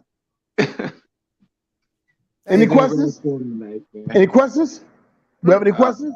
You scared everybody away, man. No, you didn't. No, you didn't. Oh no, you didn't scare. Look, it needs to be said. I'm glad you said it. I'm glad you said it because nobody is saying it. It's a lot of comments in the chat. Lots. So I don't know if you want me to start reading them or Yes. Doctor. Woo. Okay. I'm just going to read. Contract makes the law. U.S. denied Moors the contract of nationality. Someone else said they have a system of chattel bondage. Someone else said, Jabir, according to treaty and international law, the U.S. cannot deny Moors anything. Another person said all vessels in commerce have a nationality. Someone said, can you prove you are a citizen of any government? No extraterritoriality clause is treaty, someone said. He wrote we was talking about the person who transitioned. He wrote the book called The First Americans Were African. Is this why we see so much human trafficking? Will you please? Let me answer that. The first American was African. Let me straighten this out. First of all, the first American was not first African was not American. Americans did not come into existence until the European powers came together and decided the Berlin Conference in the 18th century to name the political jurisdictions. All the political jurisdictions of the crown came to one consolidatory incorporated territory plane. I said location, and they called it America. So you could not be an indigenous person and say my ancestors were here is the real Americans, because that did not exist. So we got to stop this. No, they were the original indigenous native Moors people here on the land. Say before the conquest parties renamed the continent America. Don't say they are the real America. They can't be, because they're Europeans. What I mean is that they're not part of the conquest of Europeans that came off a ship on the Moors. See, the Europeans on the Moors conquest first. They were born here. They won't teach this. See, they will teach it to their children. They were born here in the conquest. Yes, they was. The Europeans were born here in the conquest off the Moor ships and put in the Moors plantations. But why they won't teach this? Because they want to terrorize this. They want the sits to look down on them and look up to us. So the problem we teach the fake history in the school, and we are terrorizing the women, the children. First the women, because the women now believe this. So now she trained her children to believe, to trust that, have confidence in that they came off a ship from another part of the world when it was already here, the scent of these people. Yet the Europeans would never teach that they came off a boat. They would say, well, we came in to the Spanish government, to the French. No, you didn't. Y'all came off on the conquest by the Sultan, off of ships as servitude and digital service. You went to Moors, you went on the Moors plantations, and the Moors grant you, and the Europeans ransom for you to have freedom in that territory through treaties. See, they won't tell the truth about this. This got to be hid. And in the world, educated scholar, philosophy, he knows this, but he paid to sell out. He took an oath to keep his mouth shut on what I just said. That they came up a boat over here, Ireland, Irish, Dutch, all of the court on the high sea. Hundreds of thousands of Europeans brought here into the Moors territory and put on plantations, to work the plantations. And then the Moors married the women, yes, married the women, they have children. That's how the children got rights from the woman. See, the woman, when she come on the land, right? And the man goes inside a woman, see, he got certain rights from his mother. Hear me out. He got certain rights that come from his matriarch woman, mother. So when he have children, his children is on the land now to become part of the land. Yes, all these concubines the Moors had, European women concubines, Abions, had their children. Yep, the curse came back on them. This is the curse, the jinx. But guess what? They paid top dollar to keep this history, this information secret. Tell the truth. When you took the Moors, I'm talking about Moors now. When y'all Moors over on the other side of the world, Africa, over here, took your Moors woman and sold them in servitude for money, for reward, for commerce, the woman went over there and had children. The children came back with a vengeance against their government, against their people. Yes, you sold your matriarch and served to your daughters. So the daughters and men, yeah, see, but we don't tell the truth. The Moors are selling people too. in servitude. Yes, the Moors were selling their own people in servitude on ships. The Moors. I'm gonna say it again. Some people don't like that. Yes, the Moors were selling their own people in servitude, women and children. Yes. So what you gonna say? Oh, no, stop crying. What did our people do? Now, do like they did. Come among themselves, form a community, and exercise government among themselves. That's what they did. They woke up. They said, wait, why should we have somebody tell us to do? Why don't we create our own constitution, come among ourselves, and have our own freedoms, our own liberties? They woke up. How they wake up? They went back and looked at earlier history. They looked back. Bird. They looked back and seeing how the people claim their sovereignty, be free from oppression, from apartheid, for culture genocide. And they woke up, and the first thing they did went to the colleges, and they learned. Then they came back and taught their people. Then they slept in their own schools and taught their people, and took the information and revised it. They revised and modified information so it could remove the authority that we have and put it as if they had authority, and move us out of the continent as if they was already here and we came off ships. So you will never question how they got here. But they're gonna tell you came off a ship from the other side of the world, bullhead, and this is how you got here off a ship. And King, that's why King lost his life. King said the so-called Negro will put in servitude in his own land. Now I'm quoting King now. He said that. Yes, Martin King said the so-called Negro, hear me out. The so-called, what you mean, King? They're not really Negroes. That's why he said so-called. That's not the attribute. Then he said we're put in servitude. What you mean? We mean servitude, King, bondage. They're put in bondage in their own land. Any more questions? I just want to address that, straighten that out. Yeah, she gonna continue reading the statement so quickly. Somebody said it's getting hot in her. Someone said the Ottoman Empire abrogated all European treaties in 1914. Morocco was never notified of the abrogation of European treaties because France, Great Britain, and U.S. refused to notify Morocco. Well, first of all, at that time, Morocco was over under subrogation. Hold on. Before we go on, can you present evidence to support that claim? Afro-Sumare. Yeah, present evidence. We don't do. We don't do make a claim and then go. No. We do evidence. We command support the claim.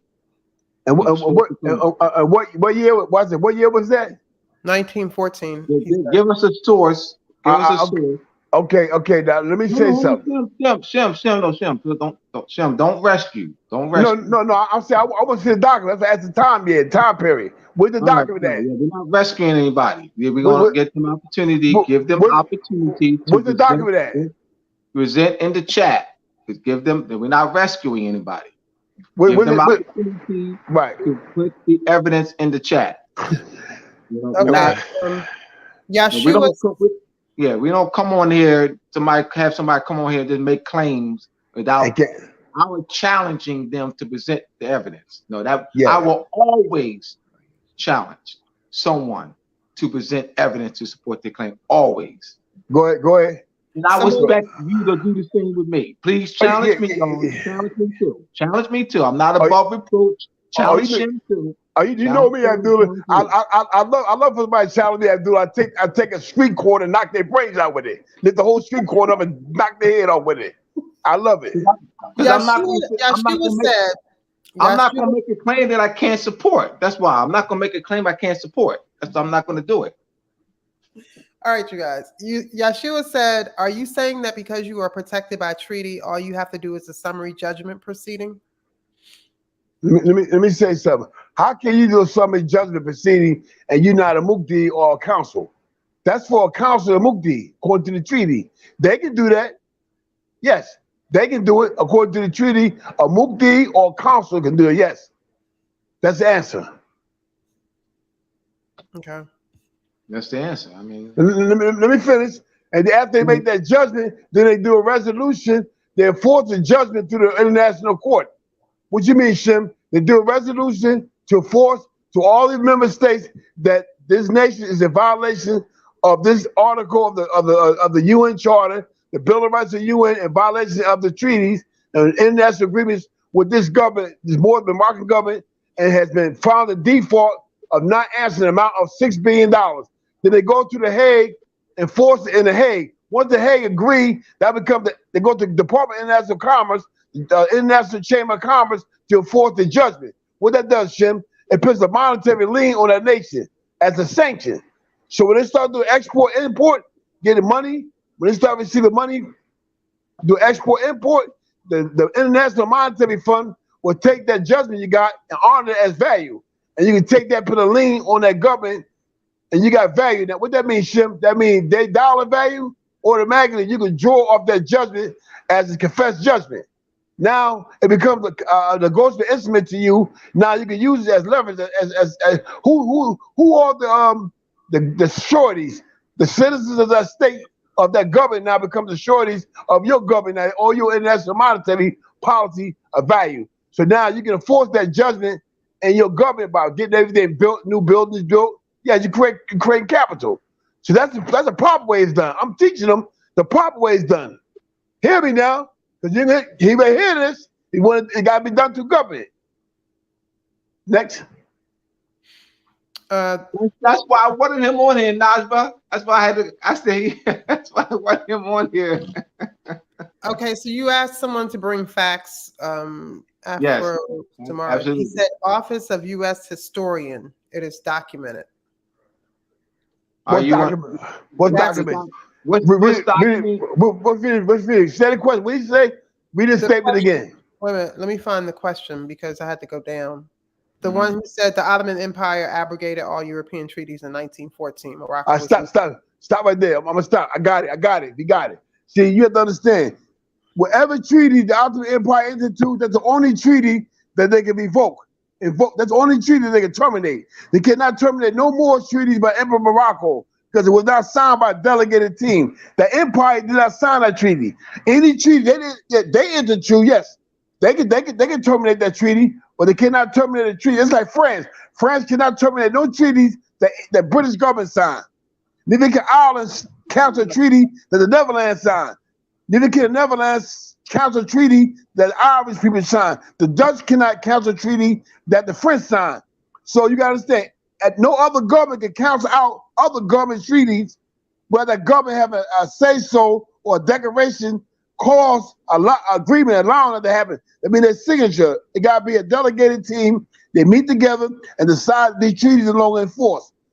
So the empire, the Ottoman Empire cannot cancel any treaties of Morocco. As a matter of fact, when that happens, right, that document automatically goes into United States treaty collection.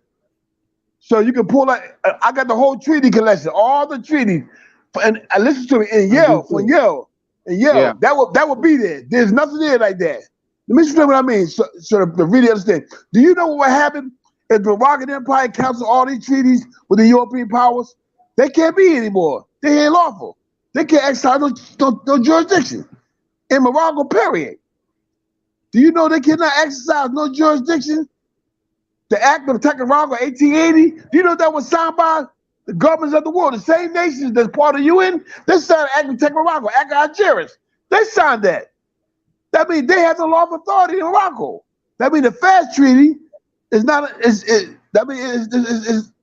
to me. That means the United States cannot bring any cargo ships in the port, these ports. That means we become a government, the national government of Morocco. We resurrect and awaken. We can pass a resolution and say, based on that document, they no longer do any business in Morocco.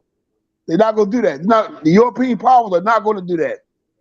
And matter of fact, when you say Ottoman Empire, that's not Morocco.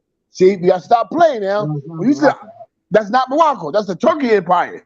That's Turkey. So if you said Turkey did that, what they got to do with us? They're all Moors. They're all melanated people. Visible pygmy, carbon skin. We know that. We know they're Moors, but they're two different powers. two different empires. So if that empire decides to terminate treaties they entered into, that can't stop the treaty signed by Morocco. So I'm gonna tell you what's happening. We started turning to what you call going to battle against we the scholars. Now we started going battle with our own people, because you know why? Because some people becoming angry now that the misconceptions can't be no longer followed. So what they do is they go and grab stuff, and now they try to throw it at you and try to throw a monkey wrench in what you're doing. Don't hurt your people like that. You explained it so well. Wow. See, I'm gonna tell you what you're doing. It's like you got a shotgun and you got somebody trying to kill you, and you turn around and say, "This shotgun don't work," and say, "Shoot it off," and blew your whole doggone leg off. What you hollering? You get a nut right here. Ah! You hollering, "I shot myself in the leg." You said the shotgun don't work. You got a shotgun. What you think the shotgun don't work? So what y'all doing is you grab ammunition and cripple yourself. You trying to hurt us, you hurt yourself. You ain't hurting us. You're not hurting us, you hurting yourself. Any more questions? Oh my goodness. All responses? I gotta listen to this again, man. This is Tim, you were on earlier where it's some comments on, and someone said they wanted your position on Lamont and George. Okay. Yes. Yes. Let me just read. Okay, in Lamont's case, right? He pleaded noli contendere. Plead guilty and plead guilty. That's the same thing. This is a plea. This is a Latin word meaning you pleading guilty. Same thing. Use a Latin phrase. Noli contendere meaning you pleading guilty to the crimes. That's all specific crimes on the it means that I will not contest it. But that's still considered, Abdul, that's still considered a plea bargain. It's still considered a plea. Yeah. But it's a plea. It's a plea. It's not a plea of guilty. It's not a plea of innocent. It's a plea of I go along with whatever you're doing. That's what it is. I've been through this before. See, when you in that courtroom and if you walk out with a sentence, any kind of sentence, that means that that means that you making a plea. See, once you make a plea before the bar, you're in the court jurisdiction. That's it. Mm-hmm. Remember that. Once you make a plea before the bar, you're in the court jurisdiction. Okay. Lamont was sentenced to 405 days, but George was sentenced to 15 years, suspend all but 3 years. But they had the same charges, different judges. They both have attorney.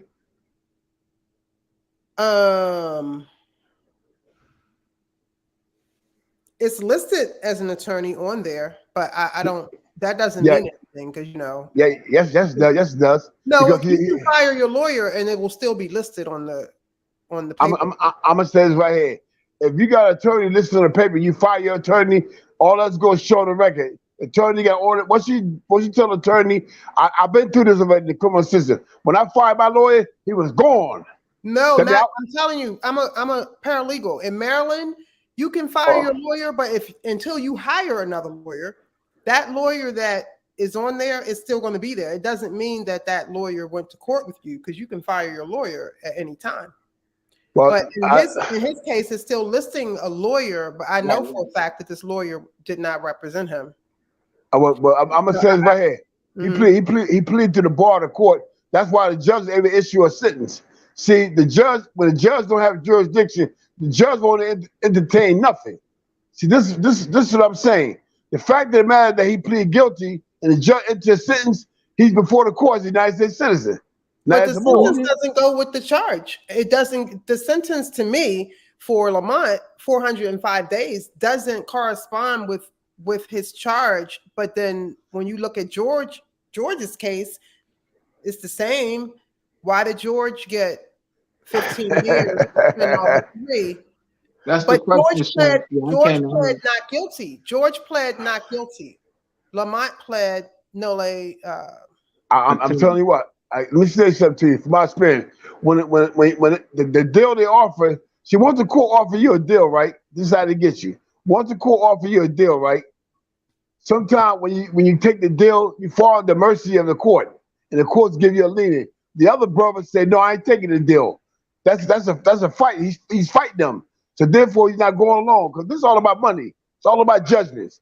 He's not going along. So what they did for him not going along, for him not agreeing to nothing, they made it hard for him. Gave him 15 years.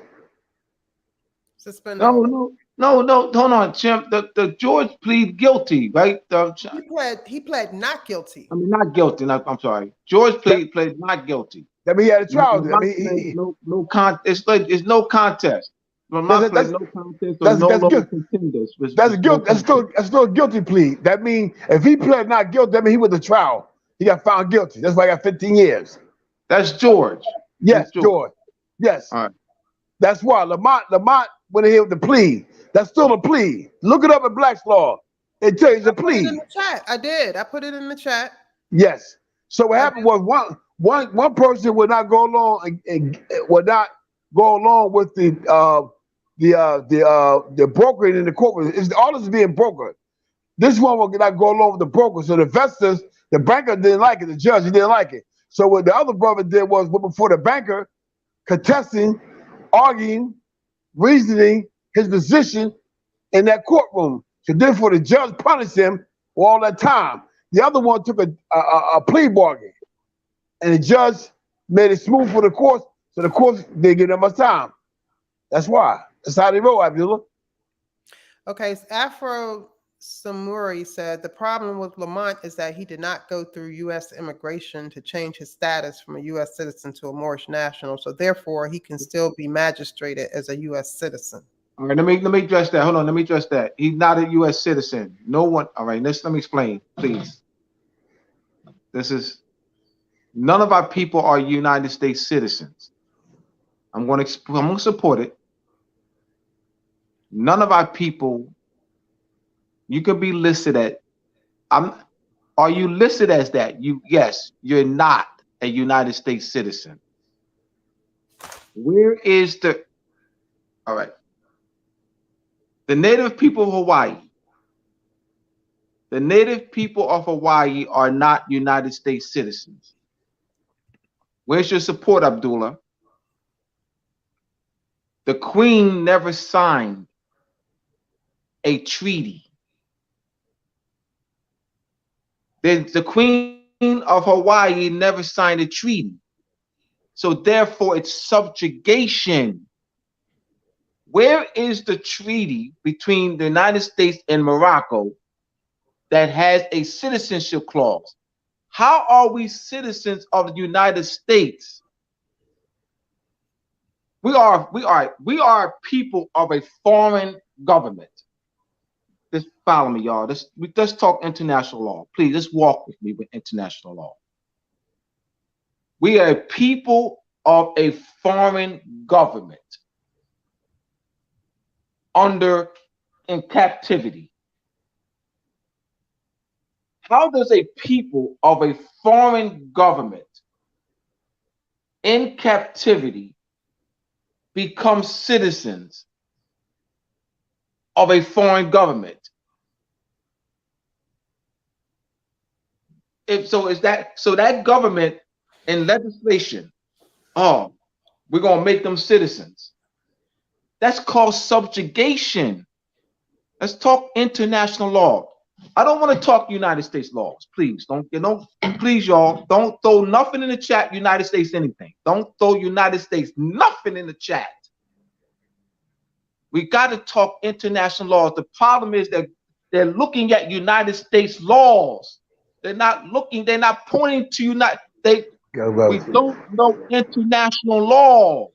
So all we do is we reference United States laws. United States law. Yeah. See, Abdullah, you don't know what you're talking about. See, about the whole native people of Hawaii. They are citizens because United States Code, United States Codes, Title 8.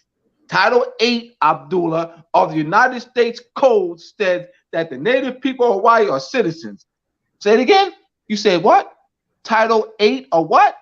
Title 8 of what? Is that it? So you say Title 8 of the United States Codes says what about people in Hawaii? hold on. You said Title 8 of the United States Codes, United States legislation. You're showing me United States legislation, Title 8, to prove your point that the native people of Hawaii are citizens of the United States. That's not. No, show me a treaty. They're gonna say Abdullah. Man, Abdullah knows international law. Oh, shut. It's a violation of national law. That's right, it's a violation. What they did. Abdullah knows international law because he ain't getting caught up with that Title 8 of the United States. He says Abdullah says the Queen never signed a treaty. She never signed a treaty. All right. So Abdullah's also looking at the what 1803 treaty. Abdullah's going to well-settled principles. Okay, bro. Abdullah knows international law. He's going to Abdullah using well-settled principles. 1803 treaty, the Louisiana Purchase Treaty, Article 2. Look it up, y'all. Article 2. We got to say Abdullah said anything. Article 2 and Article 3 of the Louisiana Purchase Treaty. Those are the citizenship treaty clauses, articles of the treaty. How did the French subjects in the Louisiana, on our land, on the Louisiana, in the French zone called the Louisiana Territory, become citizens of the United States? Article 2 and Article 3 of the Louisiana Purchase Treaty. That's a well-settled principle. See, this is what when you read cases, y'all, please, y'all, follow me. Please follow me. This is what they do. I've read enough treaty cases and treaties. I said, ooh. I said, Shim is on. I said, ooh.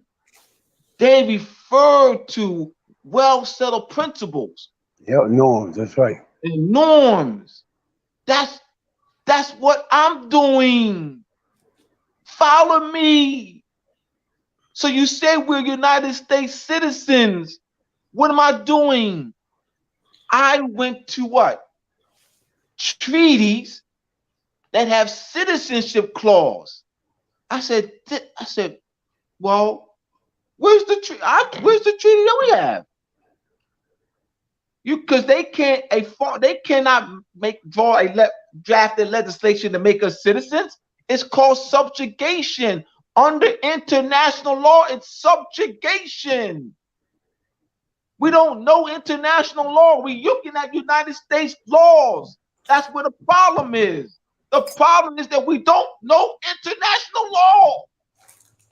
We're looking at United States codes. That's where the problem is. In other words, what Abdullah said is that Title 9. What title? What's the Title 9? Title 8 of the United States codes that deal with Hawaii. That is called annexation. They're annexing Hawaii out. They write legislature to annex Hawaii out their land. That's against international law. That's a violation of international law. You can't do that. So we got to know when Congress writes something. This is a Supreme Court case. I'm gonna say, Abdullah, look what the Supreme Court say. I want y'all to hear this. It say that anytime Congress enact a bill or an act or a law into law, enact a law, bill, act into law, that bill cannot be in conflict or nothing of the Constitution whatsoever. What you mean, Shim? That a Congress enact a law and said and that French citizens of France is citizens of the United States. What is that? That's an act of, that's a violation of international law. That's an act of war. That's called apartheid. That's called culture genocide. And it's called they're not stating France out of all their territory when they do that. If all the citizens of France are called United States citizens, that means France don't have no legal sovereignty anymore, become insolvent. So what France have to do, France have to protest and contest that and stand against it. Even it's an act of war. So what they would do, go before the Hague and ask the United States, what give you the lawful authority? But the courts, France is going to say that our government at no time into any treaty, into any declaration of citizenship, allowing the United States government to legislate our citizens as their citizens. So that comes before the court, evidence, legal evidence, norms. You got to have evidence. So when you say that like for instance, Indians. Why? How do Europeans get what you call land rights? I mean, territorial rights over land ownership by going before France, Great Britain, and England. Call the Moors Indian and Negro. By doing that, that allowed them to annex the Moors out of their land now, because they don't have to recognize them as being Moors protected by treaty. These are the people. These are the offspring or children or descendants of the people we signed treaties with. So therefore, by giving us a conquest name, therefore they're removing our treaty rights under Treaty Granada in the 1400s, on all the 1600 treaties, 1500 treaties that were signed. For all these treaties, when Indian came in, the European powers are not obligated anymore to respect the Moors, because he said we're not dealing with Moors, we're dealing with savages. What you mean? River people, Sandu, river, a lake, river. These are a number of river people. What you mean? People come through on a boat, come into a foreign land, go around the water, fish and hunt, and leave. They're not any occupiers of the lands. So when France also look at us, everybody start calling us an Indian, so we got stripped of our Moors rights. So they get European power to do what? They now get land grabs to deeds, because the Lenape Moors, the other Moors start signing deeds with the Dutch, Great Britain, Spain, all the European, the so-called Indian Moors tribes that are called Indians start giving the large amounts of land, not to treaty and to a deed. Now, how can we argue this? How can we stop this? We have to stop by coming out of capacity as a Moorish government, file a resolution, go before the World Court, and say that the people that signed these treaties conveying large amount of lands to the United States and the European powers was not in a rightful standing to sign these treaties, because it was a violation of the Moorish treaties, a conflict. What you mean? Then they had to prove that the people that signed the treaties were Indians. So no, there were no such people as listed. These were people that was under conquest to language conquest. What you mean? The name of the people was stripped from them to conquest, to apartheid and genocide, cultural genocide, by renaming these people as Indians when they was not Indians. So like I said, we can't worry about that. What we have to worry about is just one thing. Let's get our government standing so we can protest and file applications with The Hague and challenge us when it happens. That's all it comes down to. Let's stop arguing with each other. Let's stop our petty games, playing games. Our women and children's life is on the line here. Let's stop playing. These people coming now. The next ever pandemic, they're coming for your behind. They're going to snatch you out your house, your children, talk all that stuff. This is my country. What you going to do? Who gonna come and get you when they knock your front teeth out and drag at the house and break your arms? Be in the hospital. We work out your coma in the hospital and you're coma. Who gonna protect you? Who would take your woman? Your woman cry, oh, my children. When they take a woman, put your woman in one of these refugee camps, your children, woman say, we got to stick your children with this germ needle. That stick your men. He's talking real talk now. He's talking real talk. Who gonna step up and say? Who gonna step up on a diplomatic channel and say, wait a minute, you cannot do that. Let me speak to the Minister of Foreign Affairs for France, Spain, and Netherlands. You cannot do that. It's a cultural genocide against the Moors. What you mean? Those people are Moors. They're not what you say they are. They're what we do. We claim political sovereignty over the land. They are people. They're Moors. So we're gonna step up for them. We claim them to be Moors. We're gonna conquest them back into Morocco. That's what we need to be doing. Stop arguing about the penny ante. I want to be right on my individual process, right? Get beyond yourself, because you know that when this happens, when you can't go to the gas station and buy the gas in the next pandemic, when you can't go inside a building, go on your job, what you gonna do now? What you gonna do now? What you gonna do? Going to the court. I'm gonna file somebody asking, United States citizen, I'm going to the court. When you go to your country, yeah, you is a United States citizen. Yes, you are. On your own land, you're going to that court, because why? Because you the same one arguing or trying to hinder or building the government. You go to another government and give them all your energy. That's what they want you to do anyway. So we got to stop this mess. Anything else? Yeah, I have a question. So I'm reading subrogation from the Black's Law Dictionary, revised 4th edition, right? And it says the substitution of one person in the place of another with reference to a lawful claim, demand, or right. But then when you go down further, it says a legal fiction through which a person who, not as a volunteer or in his own wrong, and in absence of outstanding and superior equities, pays debt of another, is substituted to all rights and remedies of the other, and the debt is treated in equity as still existing for his benefit, and the doctrine is broad enough to include every instance in which one party pays the debt for which another is primarily answerable, and which in equity and good conscience should have been discharged by such other. And then Is it that, says is that subjugation? subrogation. No, S-U-B. no, I was saying subjugation. S-U-B-J-U-G-A-T-I-O-N. Subjugation. Oh. In international law. Subjugation in international law. S-U-B-J. Okay. It's the wrong word. Yeah, wrong word. Yeah, wrong word. So somebody else said Mm-hmm. extraterritorial. I'm trying to read the rest of the comments. The Beys founded the Ottoman Empire. Google the word Bey. Okay. Well, they used the Bey. Well, no. Let's clear that up. Let's clear it up. No.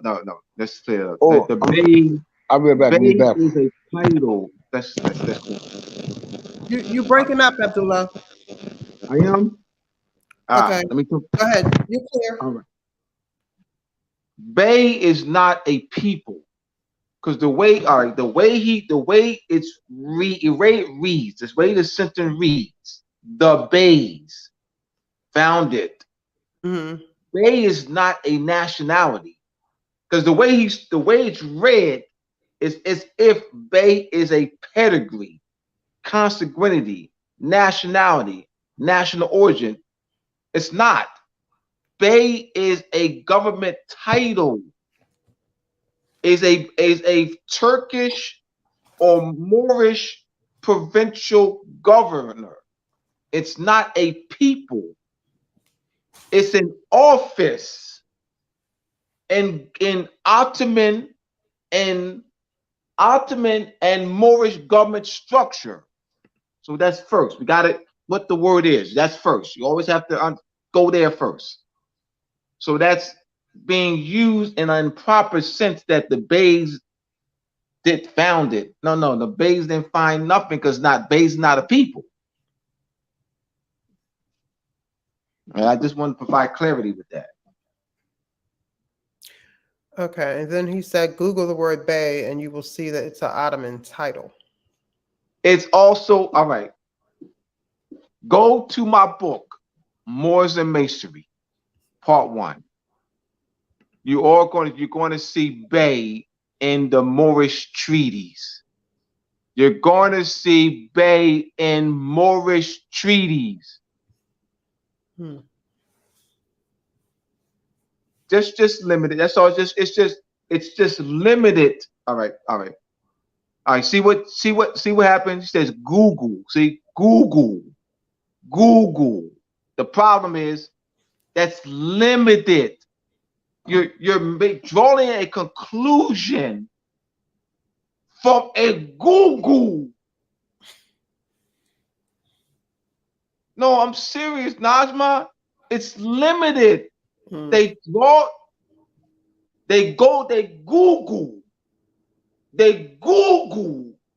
And then I know everything about it. I Google it.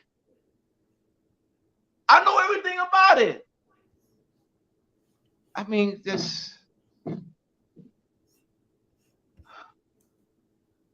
I know.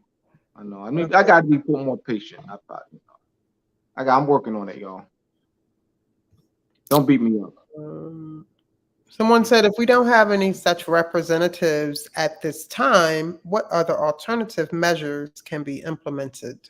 That you're going to help us. The alternative measures The person who's talking. I'm going to talk to the person who's, all right. I'm charging them now. All right. What are you going to do to help? To push the Shem Malachi Bay plan. Oh, I ain't got time. Well, I got to work. I'm just. I mean, what are we gonna do? But my number is 215-300-5471. You're gonna call Abdullah Bey, and Abdullah Bey gonna put you to work. Once again, my number is 215. They asked me. I'm answering the question. I'm gonna answer the question. 215-300-5471. Don't call me tonight. Don't call me tomorrow because I got to go to Atlanta. And I'm going to put you to work. That's what you're going to do. There you go, Yeshua. Okay, someone asked, are the Indians... The question, I can put them away. We got plenty of work to do now. All right, no problem. I can put you to work. I mean, let's get to work. Let's get it cracking now. Let's get it cracking. I don't want to hear I got to do this and I got to catch the bus.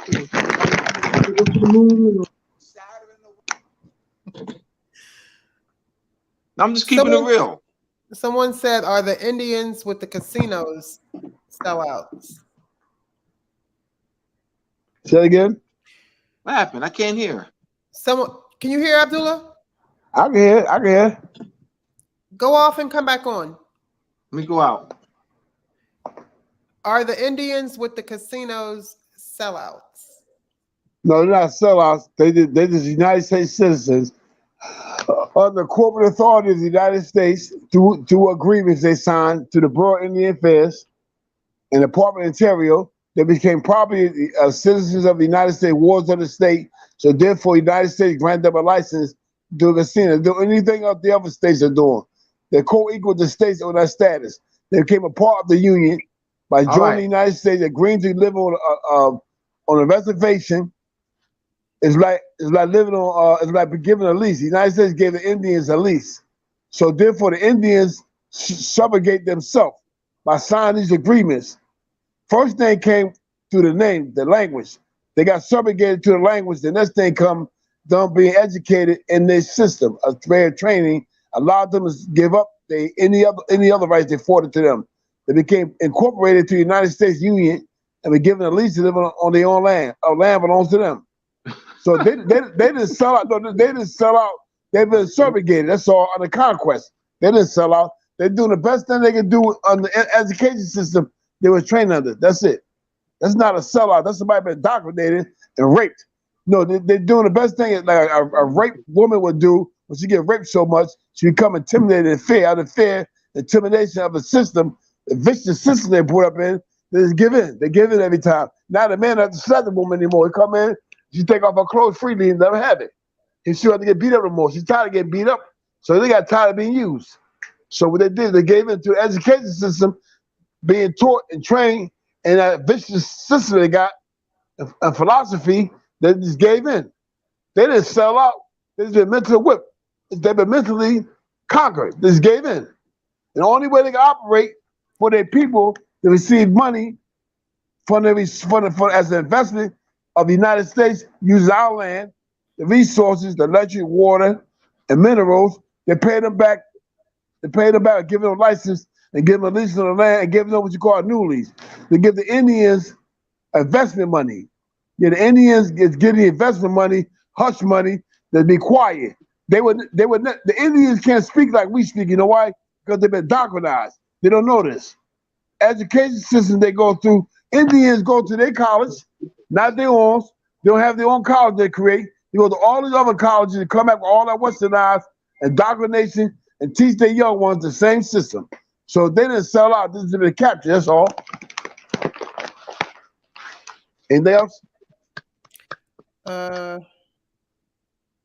The Empire of Morocco has never approved of the United Nations to operate within the Empire of Morocco in accordance with the Act of Algeciras, 1906, Article 60.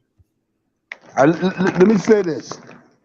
The state of New York is nothing but a extended territory was granted to the Duke of York, the brother of King Charles. The land was taken from the Dutch. It was really called, originally it was called York County. That's the original name right here in Shaker Mexham, Lenahokee, Susquehanna territory, the Moorish territory. The land was really called Lancaster County. That was a land patent given to the Duke of York by his brother. The piece of land that was taken from the Dutch, that the Dutch took from our people, the Moors. And what happened is when King Charles gave it to his brother, they expanded when they expanded their charter, company charter. Duke of York allowed a company charter called New York to have a corporation, a company that function with a new charter on Moorish land. Then when that company had what you call employees, commons, British subjects working for that company, the British subjects rose up. Therefore, the crown, when the treaty was signed, the crown allowed that new community of rebels to go back and operate in the form of that company, a corporation called New York. So all these corporations came together, went back to all these colonies, was a corporations, and they formed the United States, which is nothing but a parent corporation. Now I'm gonna break it down the right way. This is where it supposed to be broken down. I'm going back to bring it up now. So all the Lord proprietors and colony charters, like the American Trust Company, these are number trust companies. The Indian Southern Company, all these trust companies, the United States are operating as a trustee on behalf of these companies, as a corporate trustee fiduciary. Abdullah said it right. So now get back to that question the brother said about the days, and the bays and days of Algiers and the bays of Tunis. See, you have to understand, these two, the days and bays, are part of the Moroccan Empire. There was governors. There were leading governors operating in particular territory, jurisdictional nations called Tunis, Algiers. They are Tripoli. They also signed treaties with the United States because they're considered independent sovereign states inside the Moroccan Empire. But in these treaties they signed, that any dispute arise, the Moors had political jurisdiction. So you cannot cross it over Turkey. You can't put that in the Turkey category. Because these, as you can see, when they sign, they don't say I sign on the authority of the Ottoman Empire. Or made by read the United States Treaty with the Ottoman Empire and read the treaty in the 17th century with the days and bays. Why ain't the Ottoman Empire sending forth his fully decorated officer or a deputy to form that treaty called a day? See, we read these treaties, what we do is we start trying to find a way to justify ourselves, so we start putting stuff there known as this. Read the document for itself. There's nothing that documents say by the authority of the Ottoman Empire. They're not reading the document. They're Googling. They're Googling. They're not reading. The sister get it. The sister get it. The matriarch right here, she gets it. She see that feminine energy. Your brother better wake up. The sister sees this. That feminine energy, the mother sees it. She sees it. That's why she's smiling. All right, as we wind down, Shem, you weren't on here earlier. We gave homage to Brother Issa. Yeah, I knew him. Yeah. And then last but not least, Noble Drew Ali gave you the name Bey to protect you under Ottoman Empire nationality laws. Okay. It was not his to give. Like, how can, all right, it's not to give. See, man, we get, this is what I'm saying. This, you talk about a pre-existing title that embodies pre-existing Moorish sovereignty. It wasn't Drew Ali to give. Like Drew Ali gave us, it's not his to give. It's the pre-existing sovereignty. Bey represents a pre-existing Moorish sovereignty and Turkish sovereignty. It ain't Shem's to give. Well, Shem gave me Bey. It ain't Shem to give me. I know. See, all right, what happens, y'all, is anytime you analyze anything Drew Ali said, I'm telling you, anytime you analyze anything that Drew Ali writes, they're gonna call me a hater. I already know it. And I'm saying to you, I am not gonna be afraid I am not gonna reduce my mind. I'm not gonna lower my mind. I'm not bowing down to nobody's mind.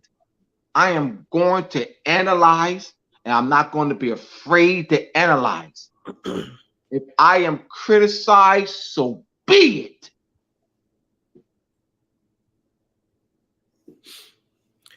All right, it's 11:11. Ooh, 11:11. The portal is open for 1 minute. Manifest in your mind what you want for 1 minute. That's the portal. It's 11:12 now. But so last but not least, Shem. Let me see. Are you there, Shem? So yes, I am. I don't know if you remember, maybe 3 weeks ago, I was speaking about the Muslim sister here who went missing. Right? She went missing. She was a middle school science teacher in Greenbelt, Maryland. Abdullah, the real one, somebody said in the chat, with a muscle up and things. But she went missing, and then she was found with her body was dismembered by this guy right here. And he lived in her neighborhood. Okay, she was born in Africa. She was over here. She had children. She had a family. He snatched her up and took her and dismembered her entire body. It is disheartening because this is in our community right here. This is in our community. And then 2 weeks ago, the KKK has marched in Orlando. It's a lot happening right now. So when you're talking about women and the protection of women and all these, that's why I'm so, engrossed in this, because it's happening really. It truly is really happening. And we may not know people personally, but women and children in particular, you don't hear a whole lot about the killings and the disappearances and the sex trafficking and all these things. It's really, really, truly happening right now. In Hawaii, they can't even find the school buses with the children that are missing. Where are these children? They can't even find the bodies of the children. Sex trafficking and all kind of things. So when you said that somebody's eventually going to come and take the women and put them in concentration camps, this is all things that have happened in the past before. We have to really, really, really be careful right now. And women, I know people don't like me talking about it, but you have got to learn how to protect yourself. You have to learn how to shoot. It's you have to. I'm saying it. You have to learn how to protect yourself. Right? You got to surprise some of these devils that's coming after you. We're targeted. We're being targeted, and we have to learn how to protect ourselves. We can't sit around and wait for some man to come home from work and we're hiding under the bed. My grandfather is a young age. He was the first man I ever saw shoot a gun, and he was from the country in the South. Right. So I'm just saying all that to say to piggyback on what you said about protecting women. So that's all. Yeah. So this devil right here, he's going to get what's coming to him. He's incarcerated right now, and I promise you, somebody's going to get him. See, what's going on is this right here. See? Thank you, Gingers. Plus, thank you. See, what's happening is, for this final thought, the Europeans are still being indoctrinated in their private lodges and their private sororities that they think that we are making them lose their country, their sovereignty. And in fact, they're not taught that their ancestors came up a boat and they the one took us took our sovereignty, that we suffer through their oppression. So when they make it think that, they came over here now for a foreign country, they need to send them back. They were taking your right. Pretty soon you won't have the rights. Well, you never had that unless we gave it to you. So this is all propaganda. See, they want them It's like they want the pawns. They're the pawns. And a Ponzi, they are the pawns. Oh man, come on, man. What's going on? Hold on. You went out, Shim.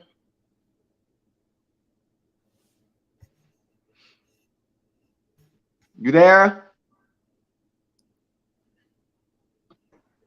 We can't hear you. Yes, they want to take the low class European Arabians that brainwash the propaganda that make them think that, hey, these are black Negroes taking your land. You can have no rights. You better build arms. You better kill them and to meet them in our land. See, they're thinking this is their land.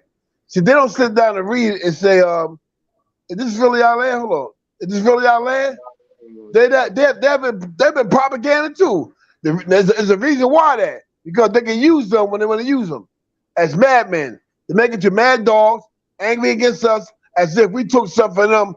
Now tell them, hey, you know that they are descendants of the original people. Your ancestors and fathers came of a boat. We ransomed your brothers and fathers. You on their land. So because they're not taught, they taught through subjugation and falsehood and conquest that we on their land, taking up their rights, eating their food. We need to go back to our land. So they're thinking that by killing us, they're saving their land. Not knowing this poor innocent soul, I feel sorry for. Let me say I feel sorry for. I feel sorry because when he got the face. Now he may go to jail, and what happened is he may give out 3 black men. They may stomp this man so hard, they may kill this man in like 1 minute. Knock him down, stomp him, knock his ghost out of his body in 1 minute. Sorry for him.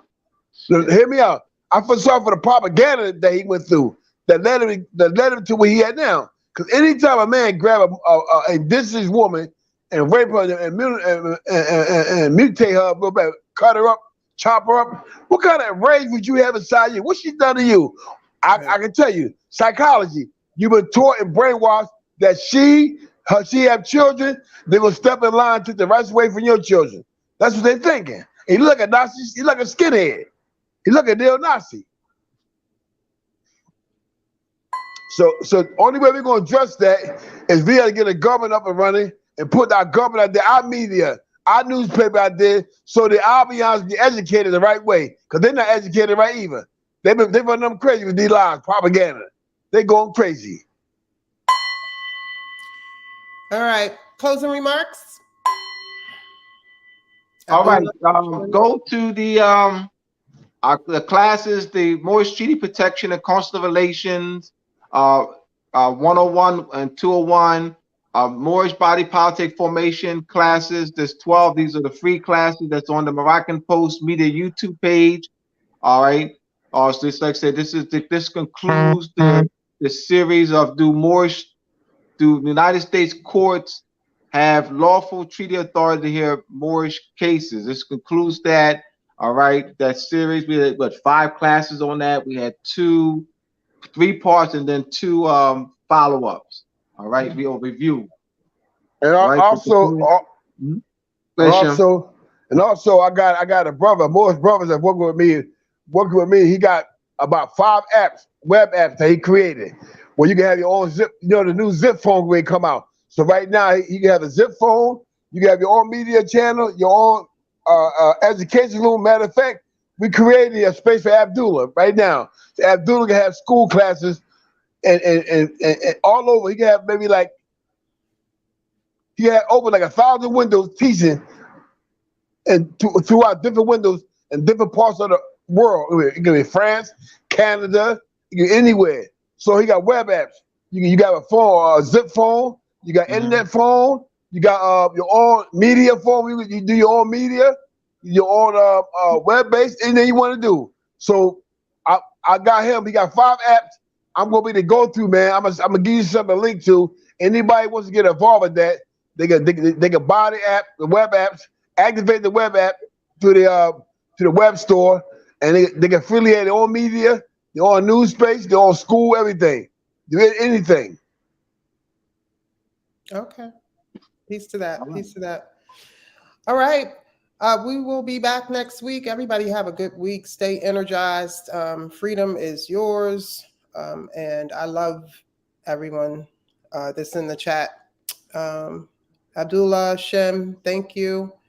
And we will see everybody next week. Thank you. Peace and love. Peace, everyone.